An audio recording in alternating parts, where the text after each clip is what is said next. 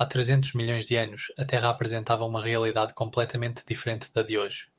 Naquela época, em vez das árvores comuns, reinavam os grandes musgos, cujas alturas podiam atingir 10 andares. Eles formavam florestas densas, onde, em vez do subbosque habitual, cresciam plantas peludas, semelhantes às samambaias modernas. Além disso, nas áreas pantanosas, rastejavam artrópodes de até 1 metro de comprimento, criando uma cena indescritível da vida no planeta. A Era do Carboeiro e do período Permiano foi um tempo em que a Terra se preparava para a chegada dos dinossauros, mas antes precisava passar por muitas transformações maravilhosas. Nessa época começaram a se formar grandes depósitos de carvão, resultado da decomposição desses gigantescos vegetais. Os carvões, que se tornaram a base do nosso combustível moderno, se formavam em decorrência de processos químicos complexos que ocorriam em pântanos intermináveis. Nesse mesmo período, na terra firme, apareceram os primeiros répteis, que se tornaram os antecessores dos dinossauros. Enquanto na superfície se desenvolvia a vida, nos oceanos reinavam os predadores marinhos, como os megalodontes e seus antecessores, do tamanho de ônibus modernos. Entre os organismos únicos da época estavam os trilobites e os amonites, que habitavam as profundezas marinhas e desempenhavam um papel importante nos ecossistemas. Paralelamente, na terra firme, ocorreram mudanças significativas.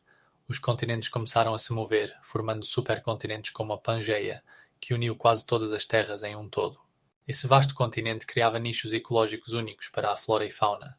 Dentro da Pangeia, o clima variava de trópicos a desertos áridos, o que contribuía para a formação de diferentes ecossistemas e adaptações das espécies. Foi nesse ambiente complexo e dinâmico que se formaram as condições para o desenvolvimento evolutivo subsequente, que levaria ao aparecimento dos dinossauros e outras formas de vida que conhecemos hoje. Pesquisas científicas mostram que na época o oxigênio na atmosfera atingia níveis recordes, o que favorecia o crescimento de grandes organismos e a atividade metabólica acelerada. Existiam muitos tipos de plantas e animais que se extinguiram da face da Terra, deixando apenas fósseis e mistérios para os cientistas do futuro. Por exemplo, as antigas coníferas, que hoje são apenas uma pequena parte da flora, ocupavam vastas áreas e eram a base dos ecossistemas daquela época.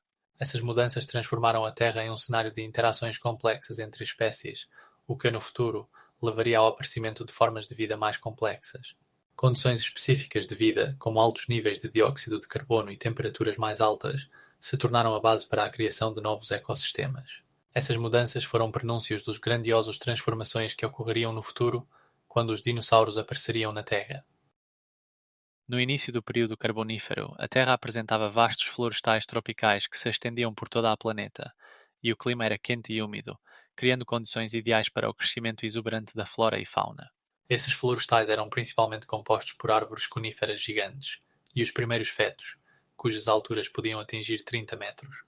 A ausência de mudanças sazonais significava que a temperatura permanecia relativamente constante, oscilando entre 25 e 30 graus Celsius, o que favorecia a fotossíntese ativa e o crescimento das plantas. A umidade do ar era alta, o que, em combinação com o clima quente, criava condições ideais para a formação de pântanos, onde cresciam plantas musgosas e as primeiras plantas com sementes. A diversidade de espécies nesses ecossistemas era impressionante, desde grandes formas arbóreas até plantas herbáceas de baixo crescimento que se enrolavam nos troncos das árvores. A água dos vastos rios e lagos que enchiam as planícies fornecia habitat para os primeiros anfíbios e uma variedade de organismos aquáticos. Nessa época, a Terra viu o surgimento dos primeiros insetos, como as antigas libélulas com envergadura de até 75 centímetros. Sua presença nos ecossistemas servia como um indicador importante da saúde do meio ambiente. Nessas condições, os répteis também se desenvolveram, ocupando novos nichos ecológicos. Os numerosos depósitos de carvão formados pela decomposição de plantas tornaram-se a base para os futuros depósitos de carvão, influenciando o desenvolvimento da energia em épocas posteriores. A geologia dessa época era diversificada, com vastas planícies e planícies, onde se formavam depósitos de calcário e aranito. Esse ecossistema, com sua alta produtividade biológica, tornou-se a base para a evolução e adaptação dos organismos no futuro. Por exemplo, em algumas regiões formaram-se vastos complexos pantanosos que se tornaram habitat para os primeiros anfíbios, como os ancestrais das rãs modernas. O nível de oxigênio na atmosfera atingia 35% graças à intensa atividade fotossintética de plantas antigas, incluindo grandes samambaias e coníferas, que cobriam vastas áreas. Essas plantas possuíam mecanismos únicos de fotossíntese, permitindo-lhes capturar efetivamente a energia solar e transformar o dióxido de carbono em oxigênio. Em condições de clima quente e úmido, que favoreciam o crescimento da vegetação, A quantidade de matéria orgânica se acumulava na forma de turfa, contribuindo também para o aumento do oxigênio na atmosfera. Esse processo era acelerado pela ausência de micro-organismos capazes de decompor os resíduos orgânicos, permitindo que o carbono se acumulasse e não retornasse à atmosfera na forma de dióxido de carbono. A situação ecológica criava condições ideais para o crescimento de diversas formas de vida, incluindo grandes insetos, como o meganevro com envergadura de até 75 cm, o que era impossível nos dias de hoje com o baixo nível de oxigênio. Esses insetos podiam desenvolver grandes corpos, pois o oxigênio fornecia a quantidade necessária de energia para seu metabolismo. Essas condições também contribuíram para a aparição e desenvolvimento das primeiras répteis, que começaram a substituir os anfíbios, adaptando-se a novos ecossistemas. O nível mais alto de oxigênio também influenciou o desenvolvimento dos ecossistemas terrestres, onde surgiam redes alimentares complexas. A diversidade de formas de vida na terra e na água aumentava, permitindo a criação de novos tipos e ecossistemas. Como resultado, alguns tipos de plantas, como as samambaias arbóreas, alcançavam alturas de até 30 metros, criando ecossistemas florestais únicos. Essas florestas se tornaram o lar de muitos tipos de animais, contribuindo para sua evolução. Nessas condições, não apenas os grandes seres sobreviviam, mas também diversos pequenos organismos que utilizavam o oxigênio para respirar e obter energia. A manutenção de alta concentração de oxigênio na atmosfera também desempenhou um papel crucial na formação de jazidas de carvão, pois uma grande parte da vegetação não se decompunha, mas se transformava em carvão. Esses depósitos de carvão se tornaram a principal fonte de energia para as épocas seguintes. O alto nível de oxigênio permitia a organização de ecossistemas complexos, que tiveram um impacto duradouro na biosfera do planeta. Os gigantescos plátanos lepidodendros, que alcançavam alturas de 30 a 40 metros e diâmetros de tronco de até 2 metros, eram alguns dos mais impressionantes vegetais de sua época. Esses antigos vegetais, pertencentes à família das lepidodendros, possuíam características únicas que lhes permitiam ocupar posições dominantes nos ecossistemas florestais. Os lepidodendros tinham troncos duros e cobertos por casca, o que os tornava bastante resistentes a danos mecânicos. Suas folhas, semelhantes a agulhas, formavam-se em espiral, permitindo-lhes coletar luz solar de forma eficiente, mesmo em densas florestas. Graças a essa estrutura, os lepidodendros podiam competir com outros vegetais pela luz, o que era crucial em ambientes de florestas densas do período carbonífero. Esses vegetais não apenas forneciam oxigênio, mas também serviam como fonte de alimento para diversos seres, como insetos antigos e répteis herbívoros. Enquanto alguns vegetais absorviam carbono e liberavam oxigênio, os lepidodendros acumulavam carbono em seus tecidos, contribuindo para a formação de depósitos de carvão. Estudos indicam que os lepidodendros podiam se reproduzir tanto por esporos quanto por sementes, o que lhes proporcionava alta adaptabilidade a diferentes condições ambientais. A presença desses gigantes resultou na criação de ecossistemas únicos que sustentavam a diversidade de vida. Em particular, na sombra deles, podiam-se desenvolver plantas menores, criando florestas complexas em camadas. Essas florestas eram verdadeiros pulmões do planeta, mantendo altos níveis de oxigênio na atmosfera. Além disso, os frutos dos lepidodendros, que eram cones, continham sementes que podiam manter sua vitalidade por longos períodos, permitindo-lhes colonizar rapidamente novos territórios após eventos catastróficos. Em última análise, os lepidodendros se tornaram o principal elemento dos ecossistemas que moldaram o paisagismo daquela época, e seus restos ainda são encontrados em camadas de carvão, preservando a história da vegetação do passado. Os troncos das antigas lepidodendros diferiam-se por uma estrutura característica que lhes conferia um aspecto único. Eram cobertos por cicatrizes romboides, formadas por folhas caídas que com o tempo deixavam suas marcas. Essas cicatrizes, na verdade, eram impressões que surgiam na casca quando as folhas caíam e morriam, deixando rastros de sua forma. Os troncos podiam atingir um diâmetro superior a 2 metros, tornando-os alguns dos maiores entre as plantas antigas. O sistema radicular dos lepidodendros era maciço e ramificado, proporcionando estabilidade e fixação firme no solo. As coroas dessas árvores podiam atingir alturas de até 30 metros, permitindo-lhes dominar a camada de folhas do solo e obter a máxima quantidade de luz solar. As folhas dos lepidodendros eram longas e estreitas, podendo atingir até 30 cm de comprimento, o que favorecia a fotossíntese eficaz. Essas folhas geralmente estavam dispostas em ordem espiral, permitindo o uso máximo da iluminação solar disponível. A estrutura interna do tronco consistia em madeira resistente, rica em lignina, tornando as árvores resistentes a danos mecânicos e proporcionando-lhes uma longa vida. Os lepidodendros também possuíam a capacidade de crescimento compensatório, permitindo-lhes restaurar partes danificadas do tronco, aumentando suas chances de sobrevivência em condições de competição com outras plantas. A formação de cicatrizes na casca não apenas indicava o envelhecimento e o ciclo de vida da árvore, mas também desempenhava um papel importante no ecossistema, proporcionando abrigo para pequenos animais e contribuindo para a formação de microecossistemas. Essas cicatrizes podiam persistir por milhões de anos, como atestam os fósseis, permitindo aos cientistas reconstruir a aparência das antigas florestas. A descoberta de lepidodendros em camadas de carvão confirma que seus restos se preservaram em condições favoráveis à formação de carvão, tornando-os importantes para o estudo da história da vegetação. Os gigantescos calamitos que cresciam durante o período carbonífero eram verdadeiros monstros do mundo vegetal, alcançando alturas de até 20 metros. Esses vegetais possuíam uma anatomia única que lhes permitia crescer tão altos. A principal causa de seus tamanhos gigantescos era sua estrutura. Os calamitos tinham caules oco, semelhantes ao bambu, o que lhes proporcionava leveza e resistência. Essa construção permitia-lhes utilizar eficazmente a luz solar, pois na densa floresta do período carbonífero a competição pela luz era feroz. Os altos caules dos calamitos permitiam-lhes se destacar sobre outros vegetais, obtendo acesso à luz solar. Além disso, sua capacidade de crescimento rápido estava relacionada com a alta produtividade da fotossíntese, o que era facilitado pela abundância de dióxido de carbono na atmosfera da época. Os calamitos possuíam um sistema radicular bem desenvolvido, que lhes permitia extrair nutrientes do solo. Essas raízes também ajudavam a manter o solo, prevenindo a erosão, o que desempenhava um papel crucial nos ecossistemas da época. Pesquisas mostram que os calamitos podiam crescer em diversos tipos de solos, o que os tornava viáveis em diferentes condições. A altura desses vegetais não apenas impressionava, mas também influenciava a flora e fauna ao redor, criando ecossistemas únicos. Os calamitos serviam de abrigo para muitos tipos de animais, enquanto suas raízes ramificadas proporcionavam habitat para micro-organismos. Por sua vez, seus tamanhos gigantescos contribuíam para a formação de florestas densas, que moldavam o clima da Terra. Paleobotânicos encontram fósseis de calamitos que permitem entender melhor sua estrutura e modo de vida.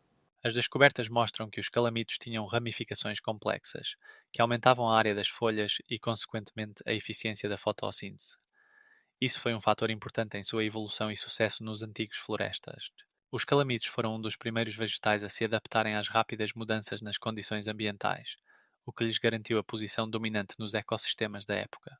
Sua presença nos depósitos de carvão confirma que eles desempenharam um papel significativo na formação do carvão, pois ao se decomporem deixavam grandes volumes de material orgânico. Em última análise, exatamente os tamanhos gigantescos e a biologia única dos calamitos os tornaram uma parte importante dos ecossistemas do período carbonífero, deixando um legado significativo na história da vegetação. As Pteridófitas psaronídeos se destacavam por sua impressionante aparência externa e adaptações únicas ao ambiente circundante. Elas podiam atingir alturas de até 30 metros e possuíam folhas gigantescas, com comprimentos que podiam exceder 2 metros, permitindo-lhes absorver eficazmente a luz solar em florestas densas. O sistema radicular dos psaronídeos era igualmente notável. Eles formavam estruturas complexas e entrelaçadas, que não apenas garantiam a estabilidade da planta, mas também ajudavam a reter água no solo. Essas raízes podiam penetrar profundamente na terra, alcançando camadas ricas em nutrientes, permitindo que os psaronídeos sobrevivessem à competição com outras plantas. As folhas que brotavam da parte superior do tronco formavam uma densa copa que servia de abrigo para muitos pequenos animais, como lagartos e insetos, criando assim uma pequena ecossistema na altura. Os psaronídeos se reproduziam por esporos, que se desenvolviam na face inferior das folhas, formando áreas esporadas características. Esses esporos eram leves e podiam ser transportados pelo vento por longas distâncias, facilitando a colonização de novos territórios. Eles também desempenhavam um papel crucial no ciclo do carbono, absorvendo o dióxido de carbono da atmosfera e liberando oxigênio, mantendo o equilíbrio nos ecossistemas de sua época. Estudos indicam que eles podiam crescer em condições de alta umidade e em locais sombreados, tornando-os plantas versáteis, capazes de se adaptar a diferentes condições climáticas. Sua madeira era leve e resistente, permitindo-lhes suportar fortes ventos e chuvas sem se quebrar. Os psaronídeos estavam amplamente distribuídos em toda a área onde existiam condições úmidas e quentes, e, portanto, seus fósseis são encontrados em diversos estratos geológicos. A presença dos psaronídeos foi um dos fatores que contribuíram para a formação de jazidas de carvão, resultante de sua acumulação e decomposição no fundo de antigos pântanos. Em última análise, exatamente seus grandes tamanhos e estratégias adaptativas tornaram os psaronídeos jogadores-chave nos ecossistemas do mundo antigo, deixando um legado rico em fósseis. Os cordaites foram os primeiros verdadeiros vegetais que formaram condições para a existência de uma flora e fauna diversificada, típica do período Carbonífero. Esses antigos ancestrais das coníferas modernas eram altos e esguios, alcançando até 30 metros de altura e possuindo uma casca característica que os protegia de pragas e doenças. Os cordaites tinham folhas em forma de agulha, que reduziam a evaporação e permitiam que eles sobrevivessem em condições de alta umidade. Sua raiz era profunda e ramificada, garantindo um fornecimento estável de nutrientes e estabilidade em condições de ventos fortes. Os cordaites formavam florestas densas que sombreavam o solo e alteravam o microclima, promovendo o crescimento de outras plantas. Essas florestas eram lar de muitos tipos de animais, incluindo insetos, répteis e mamíferos, que dependiam dos cordaites como fonte de alimento e abrigo. No decorrer de sua existência, os cordaites desenvolveram mecanismos únicos de reprodução, incluindo sementes que protegiam as plantas jovens de condições adversas. Essas sementes eram mais resistentes à seca e podiam ser disseminadas por grandes distâncias pelo vento. Assim, os cordaites desempenharam um papel crucial na formação de ecossistemas, proporcionando estabilidade e diversidade. Sua madeira se tornou o principal material de construção para os primeiros animais, que utilizavam árvores caídas para abrigos e ninhos. Além disso, foram os cordaites que contribuíram para a formação de depósitos de carvão, que mais tarde se tornaram uma importante fonte de energia e combustível para a humanidade. Durante o processo de decomposição de seus restos, foram formados grandes reservas de carvão, que começaram a se formar há milhões de anos e continuam a influenciar a sociedade moderna. Os cordaites representam uma etapa significativa na evolução das plantas, pois foram a base para o desenvolvimento posterior das florestas de coníferas que vemos hoje. Seus fósseis, encontrados em várias partes do mundo, indicam sua ampla distribuição e diversidade de formas. As plantas gigantes do período Carbonífero alcançavam seus impressionantes tamanhos devido ao alto teor de oxigênio na atmosfera, que chegava a aproximadamente 30%, muito superior aos níveis atuais de cerca de 21%. Esse abundante oxigênio favorecia o rápido crescimento das plantas e a formação de grandes florestas compostas por árvores arbóreas e coníferas, como o Archaeopteris. Essas plantas podiam atingir alturas de até 30 metros, permitindo-lhes competir eficazmente pela luz solar. A ausência de grandes herbívoros e a falta de insetos pragas modernos também desempenharam um papel importante na formação dessas formas de vida gigantes. Naquela época, os ecossistemas não tinham predadores naturais, o que facilitava o crescimento e o desenvolvimento da flora. Além disso, essas condições criavam um ambiente ideal para a reprodução e dispersão de sementes, contribuindo para a formação de florestas densas. As folhas dessas plantas gigantes eram grandes e largas, permitindo-lhes realizar a fotossíntese de forma eficaz e acumular uma grande quantidade de energia. Essa acumulação de energia levou à formação de grandes quantidades de matéria orgânica, que mais tarde se tornou a base para a formação de depósitos de carvão. Devido às condições favoráveis, as plantas podiam se desenvolver em diversos ecossistemas, desde pântanos até florestas, formando comunidades diversas. Essas plantas gigantes também possuíam uma estrutura única que lhes permitia reter água e lidar com mudanças de temperatura, tornando-as mais resistentes a variações climáticas. Como resultado, a flora da época apresentava uma incrível variedade de formas e tamanhos, indicando um alto nível de atividade biológica. Nos restos fósseis dessas plantas foram encontrados vestígios de pólen e sementes antigas, confirmando sua disseminação. Uma das espécies mais conhecidas é o grande fetus, que podia se espalhar por uma área de vários hectares. Nessas condições, as plantas não apenas sobreviviam, mas também prosperavam, criando ecossistemas cheios de vida. As florestas pantanosas da época eram ecossistemas densos e úmidos, onde as plantas alcançavam tamanhos colossais. A altura de alguns fetos arbóreos poderia atingir 30 metros, formando matagais impenetráveis. Essas florestas eram abundantes em água devido às chuvas constantes e à presença de pântanos, que se formavam em decorrência da decomposição de resíduos orgânicos. Nessas condições, além dos fetos, desenvolviam-se diversas árvores coníferas, como as sequoias gigantes, que se destacavam por sua grossa casca e troncos poderosos. No subbosque cresciam abundantemente musgos e fetos, formando um tapete denso que permitia apenas uma pequena quantidade de luz chegar ao solo. O solo macio e úmido proporcionava condições ideais para a decomposição de resíduos vegetais, contribuindo para a formação de camadas orgânicas ricas, onde se encontravam diversos micro-organismos. Nessas florestas também eram encontrados fósseis de insetos antigos, como libélulas com envergaduras de até 30 centímetros. Essas florestas eram habitat para uma grande variedade de animais, incluindo anfíbios e répteis primitivos, que utilizavam o denso subbosque como refúgio contra predadores. Era comum observar grandes insetos, como moscas primitivas, voando entre as folhas, trazendo vida a esse ecossistema primitivo. Além disso, Essas florestas pantanosas ofereciam condições ideais para a formação de carvão, pois milhões de anos atrás plantas mortas eram enterradas em camadas e se transformavam em carvão, que se tornou uma importante fonte de energia para a humanidade. É importante destacar que essas florestas não eram apenas habitat para uma grande diversidade de flora e fauna, mas também desempenhavam um papel crucial na formação do clima, regulando o nível de dióxido de carbono na atmosfera através da sua capacidade de fotossíntese. Plantas mortas que se acumulavam em florestas pantanosas sob a ação do tempo e da pressão se transformavam em carvão. O processo de formação do carvão mineral é conhecido como carboxização e começa com a morte da vegetação, que é então mergulhada em água ou lodo. Nessas condições, o oxigênio não pode alcançar o material vegetal, impedindo sua decomposição. Sob uma camada de sedimentos como areia e argila, os restos vegetais começam a sofrer mudanças bioquímicas. Nessa fase, os micro-organismos atuam ativamente, decompondo as paredes celulares e outros compostos orgânicos. À medida que se acumulam camadas de sedimentos, a pressão aumenta e a temperatura sobe, levando à transformação da vegetação em turfa. A turfa, composta principalmente de carbono, é a primeira fase na formação do carvão. Ao longo de milhões de anos, sob a ação da temperatura e da pressão, a turfa se transforma em lignito e depois em carvão vegetal, que por sua vez pode se transformar em carvão mineral. O carvão mineral contém aproximadamente 80% de carbono e é considerado uma das fontes de energia mais eficazes. Os maiores depósitos de carvão mineral estão localizados em países como Estados Unidos, Rússia, China e Austrália. Por exemplo, nos Estados Unidos, o maior depósito está nas Montanhas Apalaches, onde o carvão é extraído desde o início do século XIX. É importante notar que as minas de carvão podem atingir profundidades superiores a 1000 metros. As jazidas de carvão são influenciadas por processos geológicos, como a tectónica de placas, que podem alterar a localização e a acessibilidade dos recursos de carvão. Como resultado, algumas jazidas se tornam inacessíveis para a exploração, enquanto outras, por outro lado, se tornam acessíveis para a exploração. No século XX, o consumo mundial de carvão aumentou, tornando-o a principal fonte de energia para a indústria.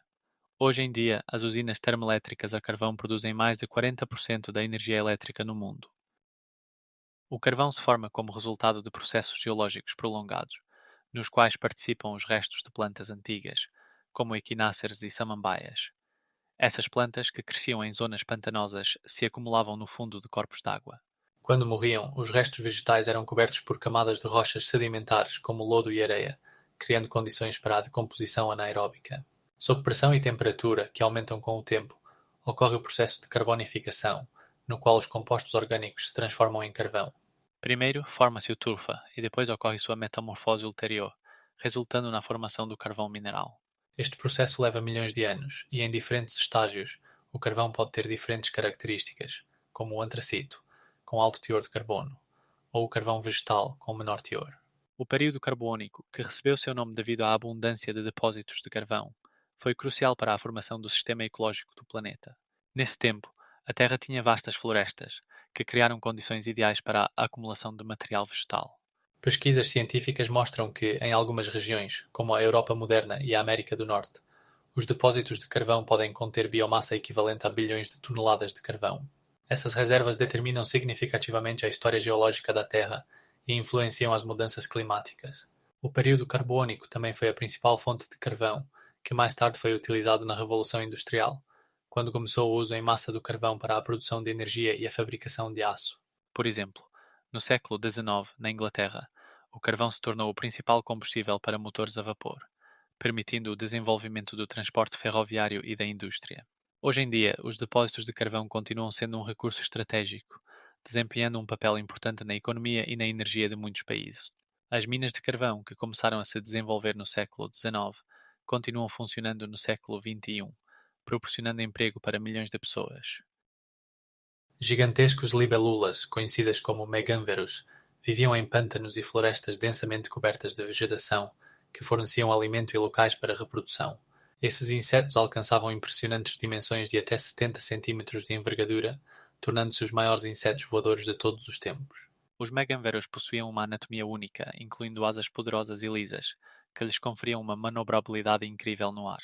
Seus olhos eram grandes e complexos, permitindo-lhes detectar movimentos a grandes distâncias, essencial para a caça de pequenos insetos, como moscas e outros invertebrados.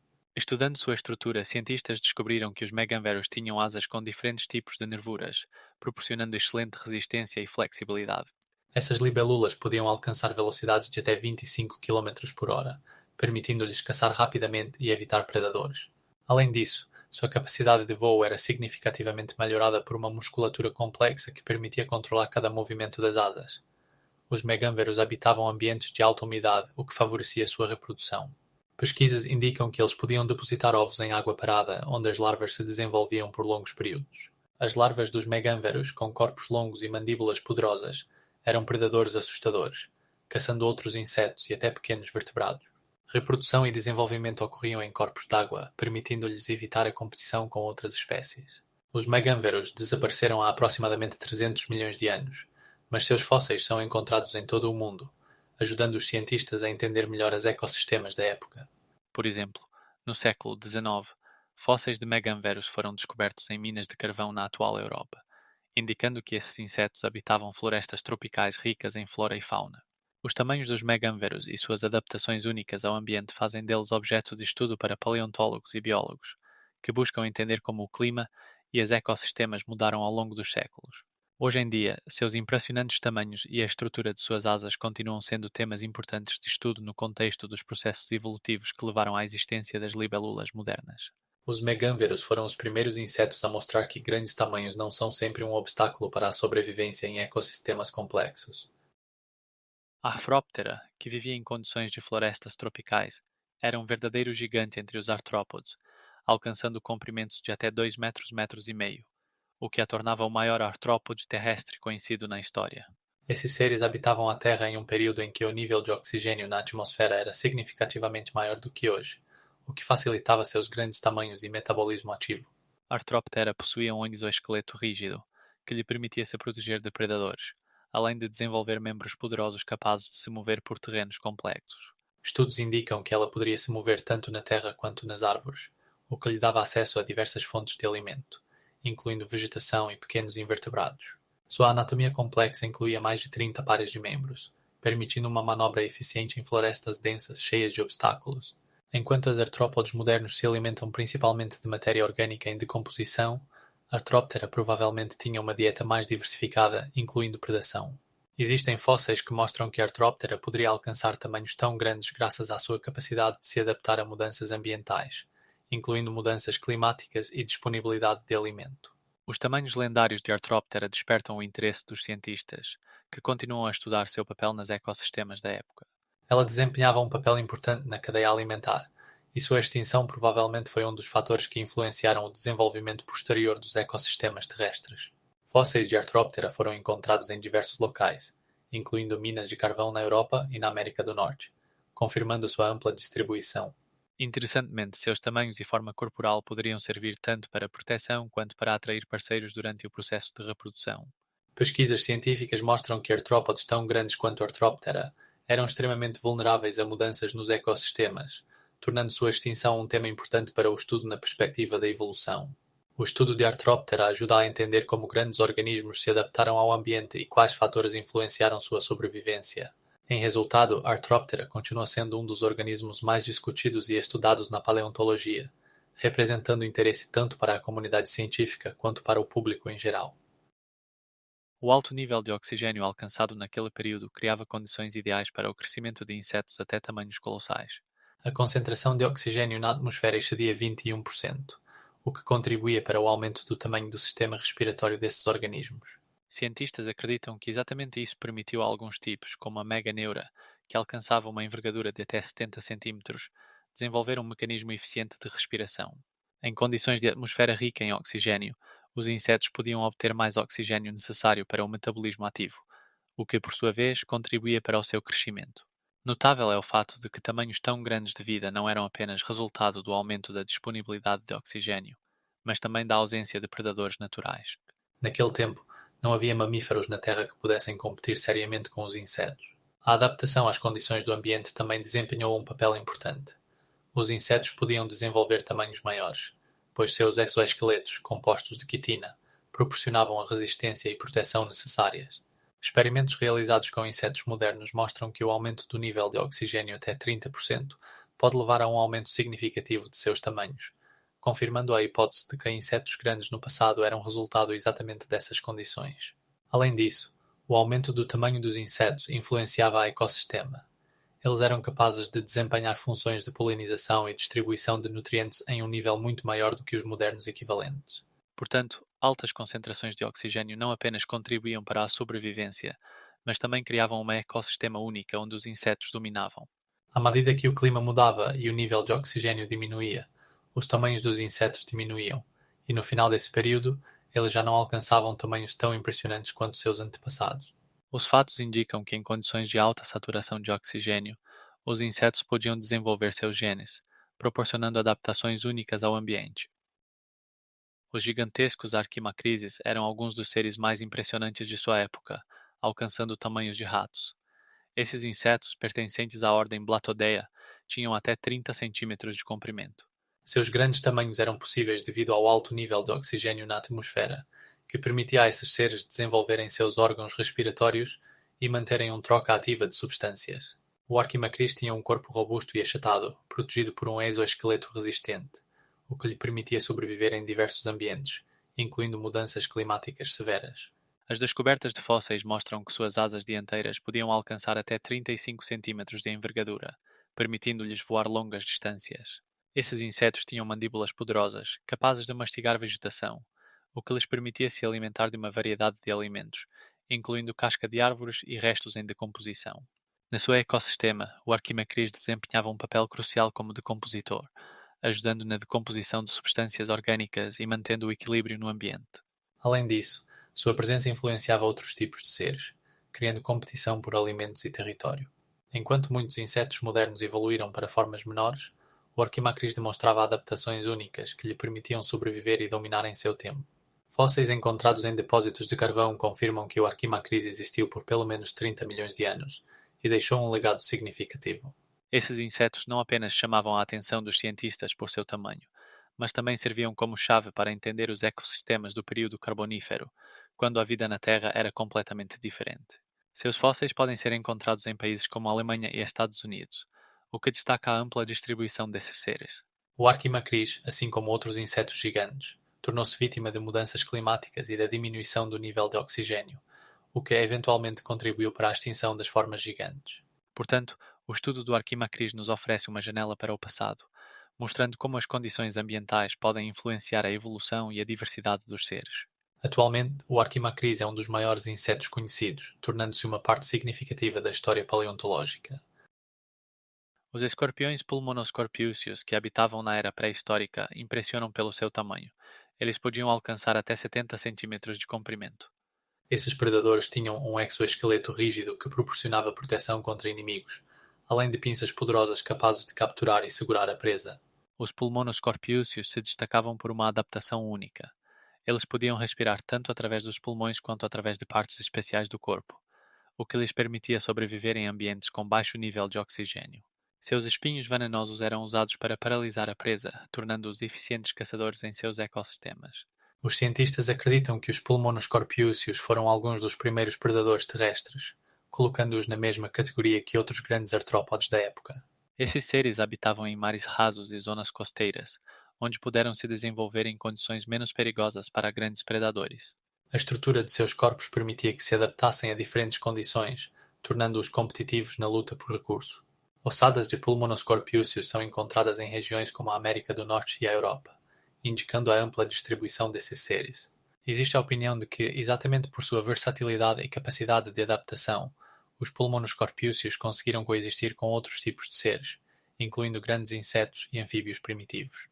Indivíduos adultos de pulmonoscorpiúceos podiam pesar até 1 kg, o que para artrópodes da época era uma massa considerável. O estudo de suas ossadas mostra que eles tinham um sistema nervoso bem desenvolvido, permitindo-lhes reagir rapidamente a ameaças e caçar de forma eficaz. Esses escorpiões também serviam de alimento para predadores maiores, tornando-se parte de uma complexa cadeia alimentar. Os pulmonoscorpiúceos eram importantes jogadores nos ecossistemas de seu tempo, e sua extinção foi um indicativo de mudanças no clima e nas condições de vida. Esses seres deixaram uma marca significativa na história, ajudando os cientistas a entender como a vida se desenvolveu na Terra. As ossadas descobertas mostram que os pulmonoscorpiúceos eram capazes de se reproduzir em diversas condições, o que contribuiu para sua dispersão por diferentes regiões. Como resultado, os pulmonoscorpiúceos se tornaram não apenas antigos predadores, mas também importantes objetos de estudo para paleontólogos. Durante o período Carbonífero, não existiam grandes predadores vertebrados capazes de controlar o tamanho dos artrópodes, o que foi resultado de vários fatores relacionados com o ecossistema da época. Em primeiro lugar, os principais predadores não eram vertebrados, mas grandes invertebrados, como os pulmonoscorpiões e diversos tipos de crustáceos. Esses seres alcançavam tamanhos significativos, muitas vezes ultrapassando 80 centímetros de comprimento, e efetivamente ocupavam a posição de predadores em um ambiente onde os vertebrados ainda estavam em desenvolvimento. A ausência de grandes predadores vertebrados também se deveu ao fato de que, na época, ainda não havia ocorrido um grande salto evolutivo entre os antepassados das anfíbias e répteis modernos. Por exemplo, anfíbias primitivas como o Dictyotena, embora tivessem adaptações mais complexas em comparação com os acéfalos, não alcançaram tamanhos que pudessem ameaçar grandes artrópodes. Além disso, o ecossistema estava orientado para plantas terrestres e aquáticas, que apesar de sua robustez, não forneciam uma alimentação adequada para grandes vertebrados. Também é importante mencionar que as condições climáticas características desse período favoreciam o desenvolvimento de florestas tropicais e pântanos, mas não sustentavam grandes predadores. Por exemplo, a alta umidade e a abundância de vegetação criavam condições ideais para a vida e reprodução dos invertebrados, enquanto os predadores vertebrados não podiam competir por recursos. As habilidades de sobrevivência de muitos tipos de invertebrados permitiam que eles dominassem a cadeia alimentar, o que também retardava a evolução de formas de vida maiores e mais complexas. Além disso, grupos extintos, como os peixes antigos, não possuíam adaptações que lhes permitissem caçar eficazmente grandes artrópodes. Esses fatores combinados levaram ao fato de que, nos ecossistemas do período Carbonífero, não existiam grandes predadores vertebrados capazes de regular o tamanho dos artrópodes, o que continuou até que surgissem formas de vida mais desenvolvidas. Em última análise, esse período foi uma época de florescimento dos invertebrados, que conseguiram ocupar uma posição dominante em diversos ecossistemas. Eríops, uma das primeiras anfíbias, habitavam em corpos d'água cercados por florestas densas. Esses seres alcançavam até 1 metro de comprimento, com um corpo coberto por pele lisa, o que lhes permitia se mover eficientemente tanto na água quanto na terra. Os eríopes possuíam membros poderosos que facilitavam sua agilidade ao se moverem em águas rasas e ao caçar presas indefesas, como insetos e pequenos peixes. Suas cabeças largas e achatadas continham dentes afiados, tornando-os eficientes predadores. Essas anfíbias eram capazes de sobreviver em uma grande variedade de condições, o que permitiu que se espalhassem rapidamente por ecossistemas, ocupando diferentes nichos ecológicos. Os Dipilocavsos, por outro lado, eram anfíbias maiores, alcançando até 2 metros de comprimento.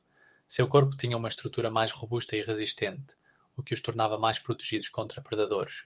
Os Dipilocavsos também possuíam membros traseiros poderosos, permitindo-lhes se mover rapidamente pela terra e realizar saltos necessários para a caça. Esses seres eram semi-aquáticos, frequentemente habitando em corpos de água doce, onde podiam encontrar alimento e abrigo.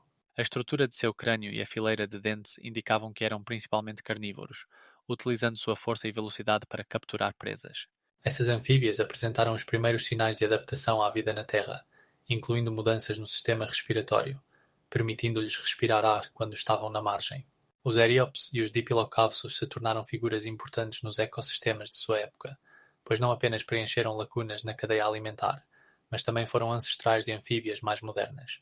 Por exemplo, os eríopes mostram como a capacidade de vertebrados se adaptar à vida na Terra evoluiu, marcando o início de uma nova era na evolução.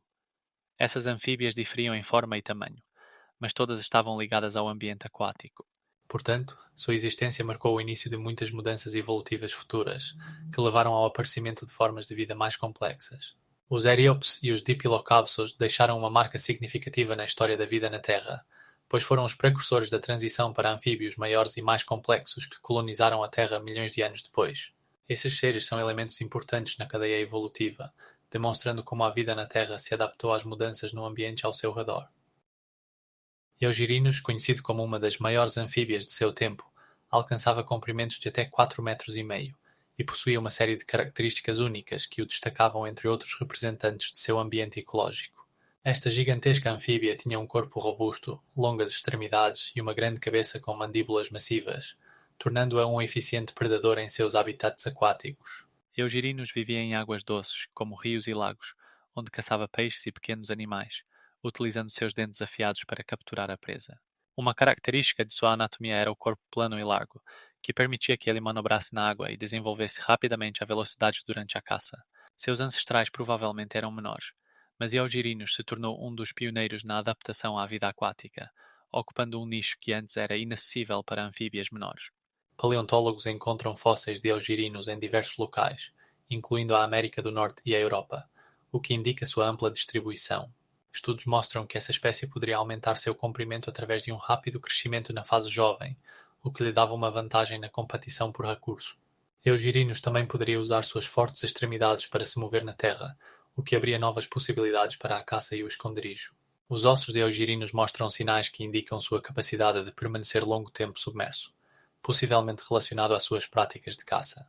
Esta espécie é um elo importante no entendimento da evolução das anfíbias, pois suas características servem como exemplo de como os animais se adaptaram a diversos ambientes.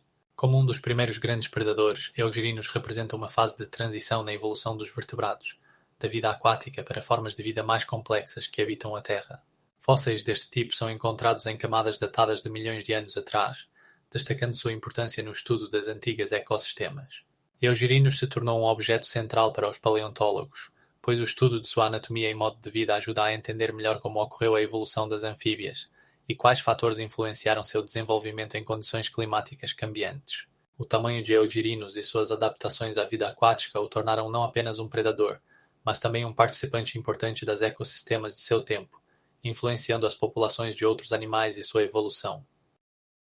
As anfíbias da época estavam intimamente ligadas aos corpos d'água devido às suas práticas reprodutivas e características biológicas. Ao contrário dos répteis, que conseguiram se adaptar à vida na terra, as anfíbias necessitavam de água para a reprodução. Seus ovos, sem uma casca resistente, não conseguiam sobreviver em climas secos, então a reprodução ocorria em corpos d'água, onde podiam se desenvolver em um ambiente seguro. Por exemplo, as rãs depositavam seus ovos em águas paradas, garantindo a umidade necessária e proteção contra predadores. Além disso, as larvas dessas anfíbias, como as salamandras, precisavam de água para seu desenvolvimento, passando por uma fase de metamorfose, quando se transformavam em indivíduos adultos. Exemplos dessas anfíbias incluem os diversos tipos de salamandras antigas, que levaram uma vida aquática durante grande parte de seu desenvolvimento. Suas características anatômicas, como a presença de brânquias na fase larval e pulmões na fase adulta, destacam a dependência do ambiente aquático. Essa necessidade de corpos d'água não apenas limitava seu habitat, mas também determinava os nichos ecológicos que ocupavam. Estudos de fósseis mostram que, em ecossistemas onde as anfíbias podiam se reproduzir livremente, observava-se uma grande diversidade de espécies, indicando uma adaptação bem-sucedida às condições. É importante notar que essas condições não apenas garantiam a segurança para a prole, mas também o acesso à comida, contribuindo para a sobrevivência de diversas formas de vida. Em última análise, a dependência das anfíbias dos corpos d'água levou à formação de ecossistemas únicos, onde elas se tornaram participantes importantes das cadeias alimentares, influenciando as populações de outros organismos. Estudos mostram que exatamente essas características de reprodução e ciclo de vida das anfíbias contribuíram para seu sucesso em condições onde outros tipos não conseguiriam sobreviver. As primeiras répteis apareceram na Terra graças a um processo evolutivo que lhes permitiu se adaptar a condições que eram inacessíveis aos anfíbios. Esses seres, como os diapsídeos e sinopsídeos, possuíam características únicas que lhes proporcionaram grandes vantagens. Em contraste com os anfíbios, as répteis desenvolveram uma casca protetora para seus ovos, permitindo-lhes se reproduzirem na Terra, independentemente dos corpos d'água. Esses ovos eram cobertos por uma casca resistente que protegia os embriões da desidratação e de predadores, permitindo que o processo de reprodução se estendesse por períodos mais longos. As répteis também possuíam um sistema respiratório mais eficiente, baseado em pulmões, que lhes permitia extrair oxigênio do ar de maneira eficaz, enquanto os anfíbios frequentemente dependiam da respiração cutânea, que exigia um ambiente úmido. Isso permitia às répteis habitarem em ecossistemas mais diversos e secos. Além disso, sua pele, coberta de escamas, evitava a perda de umidade, o que era crucial para a sobrevivência em condições de alta temperatura e acesso limitado à água. As répteis começaram a ocupar nichos anteriormente inacessíveis aos anfíbios e se espalharam rapidamente por diversos ecossistemas. Elas conseguiram se adaptar a uma variedade de condições, desde florestas tropicais até desertos. A aparição das primeiras répteis também serviu de base para o desenvolvimento de formas de vida mais complexas, como os dinossauros, que dominaram o planeta por milhões de anos. Essas primeiras répteis não apenas transformaram os ecossistemas, mas também se tornaram ancestrais de todas as répteis, aves e mamíferos modernos. As répteis que apareceram nesse período pavimentaram o caminho para a diversidade de espécies que observamos hoje. Gillinomus, uma das mais antigas répteis de seu tempo, representava um pequeno ser, do tamanho de uma moderna lagartixa, e habitava nas florestas densas que cobriam a terra. Essas répteis pertenciam a um grupo conhecido como pareiasaurídeos e se destacavam por sua forma incomum de corpo, membros finos e longo rabo, o que lhes permitia se mover rapidamente pela vegetação rasteira. Gillinomus tinha dentes característicos de sua espécie, que lhe permitiam se alimentar de vegetais, mas também poderia ser onívoro. Seus dentes afiados e músculos mastigadores garantiam uma mastigação eficiente, crucial para sua sobrevivência. Os cientistas acreditam que Gillinomus habitava em climas quentes e úmidos, onde encontrava diversas fontes de alimento, incluindo folhas, sementes e possivelmente insetos. Fósseis de Gillinomus foram encontrados em diversos locais, incluindo territórios dos atuais Estados Unidos e Europa, o que indica sua ampla distribuição. O tamanho de Gillinomus variava entre 30 e 50 centímetros de comprimento, tornando-o pequeno o suficiente para se esconder de predadores na vegetação densa. Essas répteis também demonstravam comportamentos interessantes. Podiam escalar árvores, o que lhes proporcionava uma proteção adicional e acesso a alimento. Gillinomus, assim como outras répteis primitivas, desempenhou um papel crucial nos ecossistemas de seu tempo, contribuindo para a disseminação da vegetação e mantendo o equilíbrio nas cadeias alimentares. Esses seres foram os primeiros a colonizar ecossistemas terrestres, e sua aparição precedeu o explosivo desenvolvimento de outras répteis, como os dinossauros, que mais tarde se tornaram dominantes. Gillinomus deixou um grande número de fósseis, que ajudam os cientistas a estudar a evolução das répteis e sua adaptação a condições ambientais cambiantes. Estudos mostram que Gillinomus tinha um nível relativamente alto de metabolismo, permitindo-lhe ser ativo durante todo o dia. Sua capacidade de adaptação a diferentes condições climáticas foi um fator crucial para sua sobrevivência e dispersão por diferentes regiões.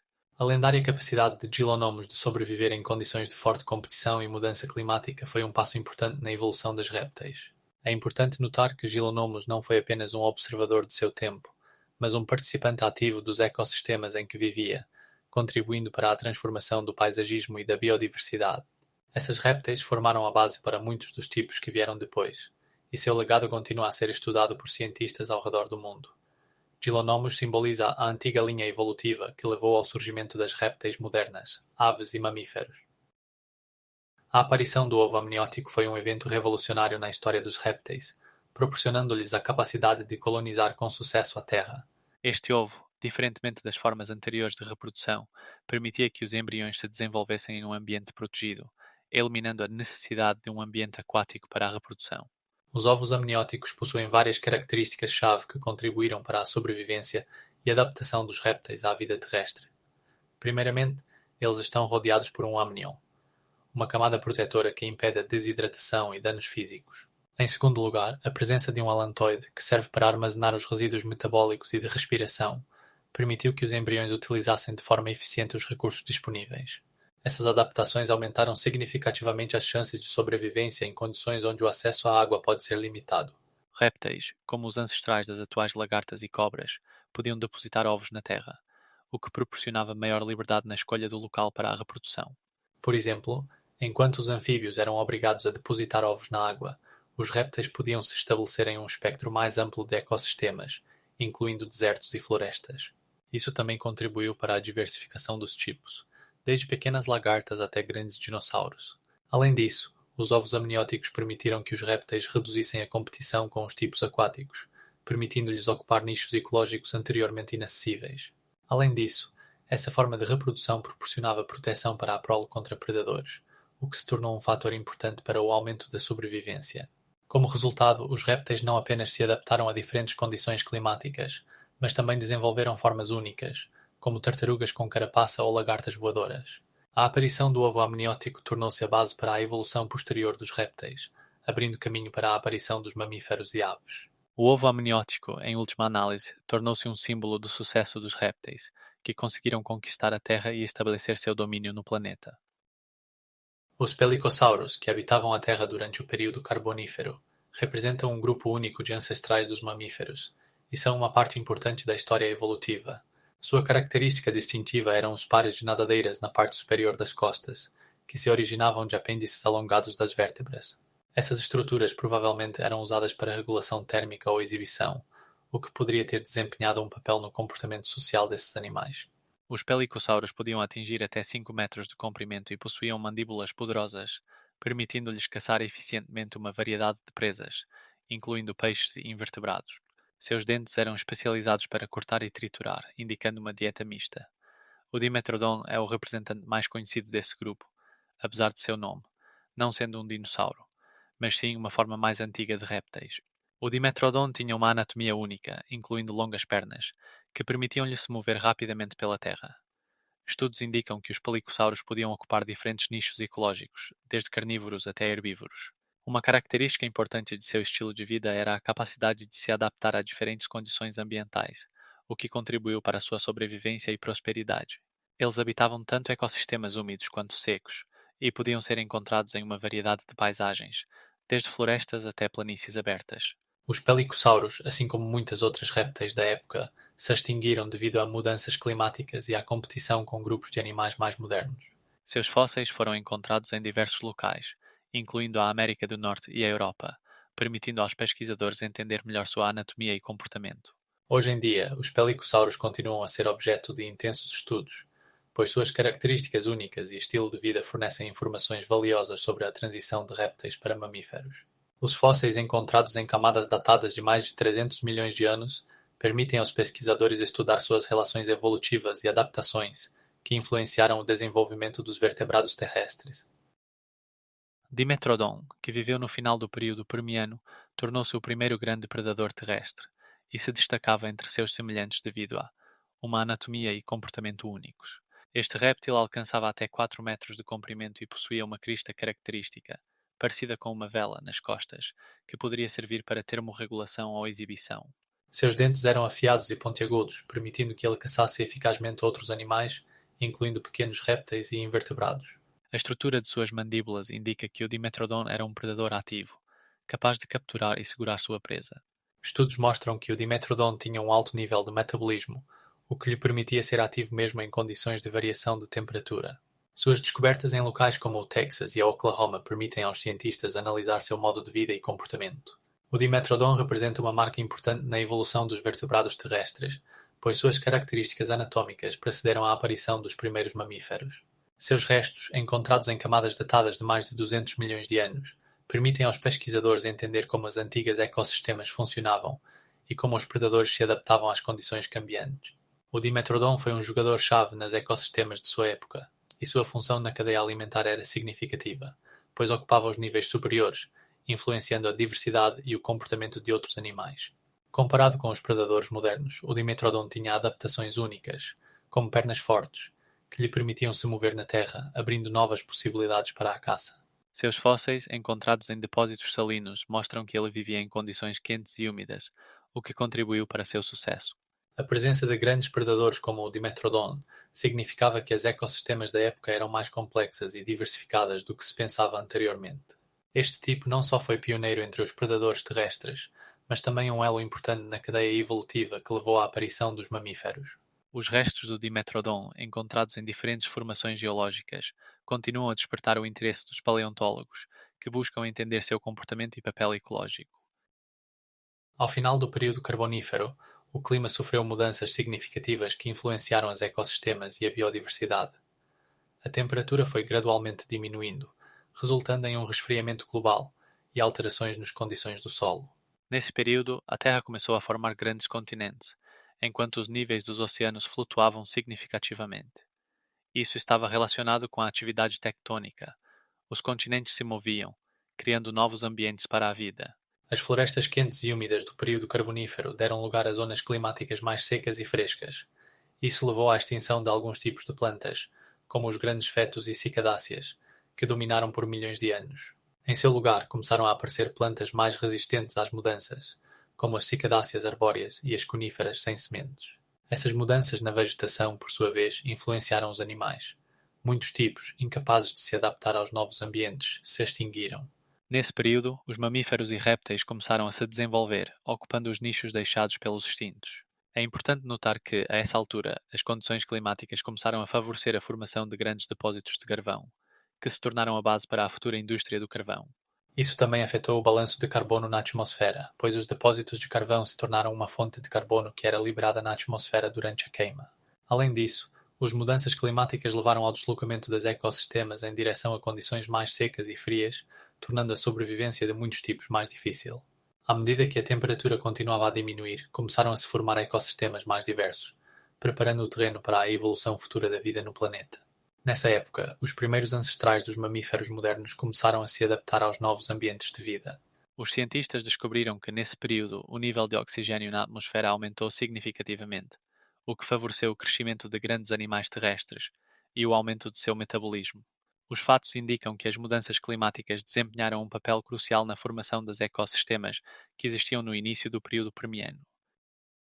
O gradual resfriamento e a desertificação do clima levaram a significativas mudanças nos ecossistemas da Terra, criando condições em que a sobrevivência de muitos tipos se tornou um verdadeiro desafio.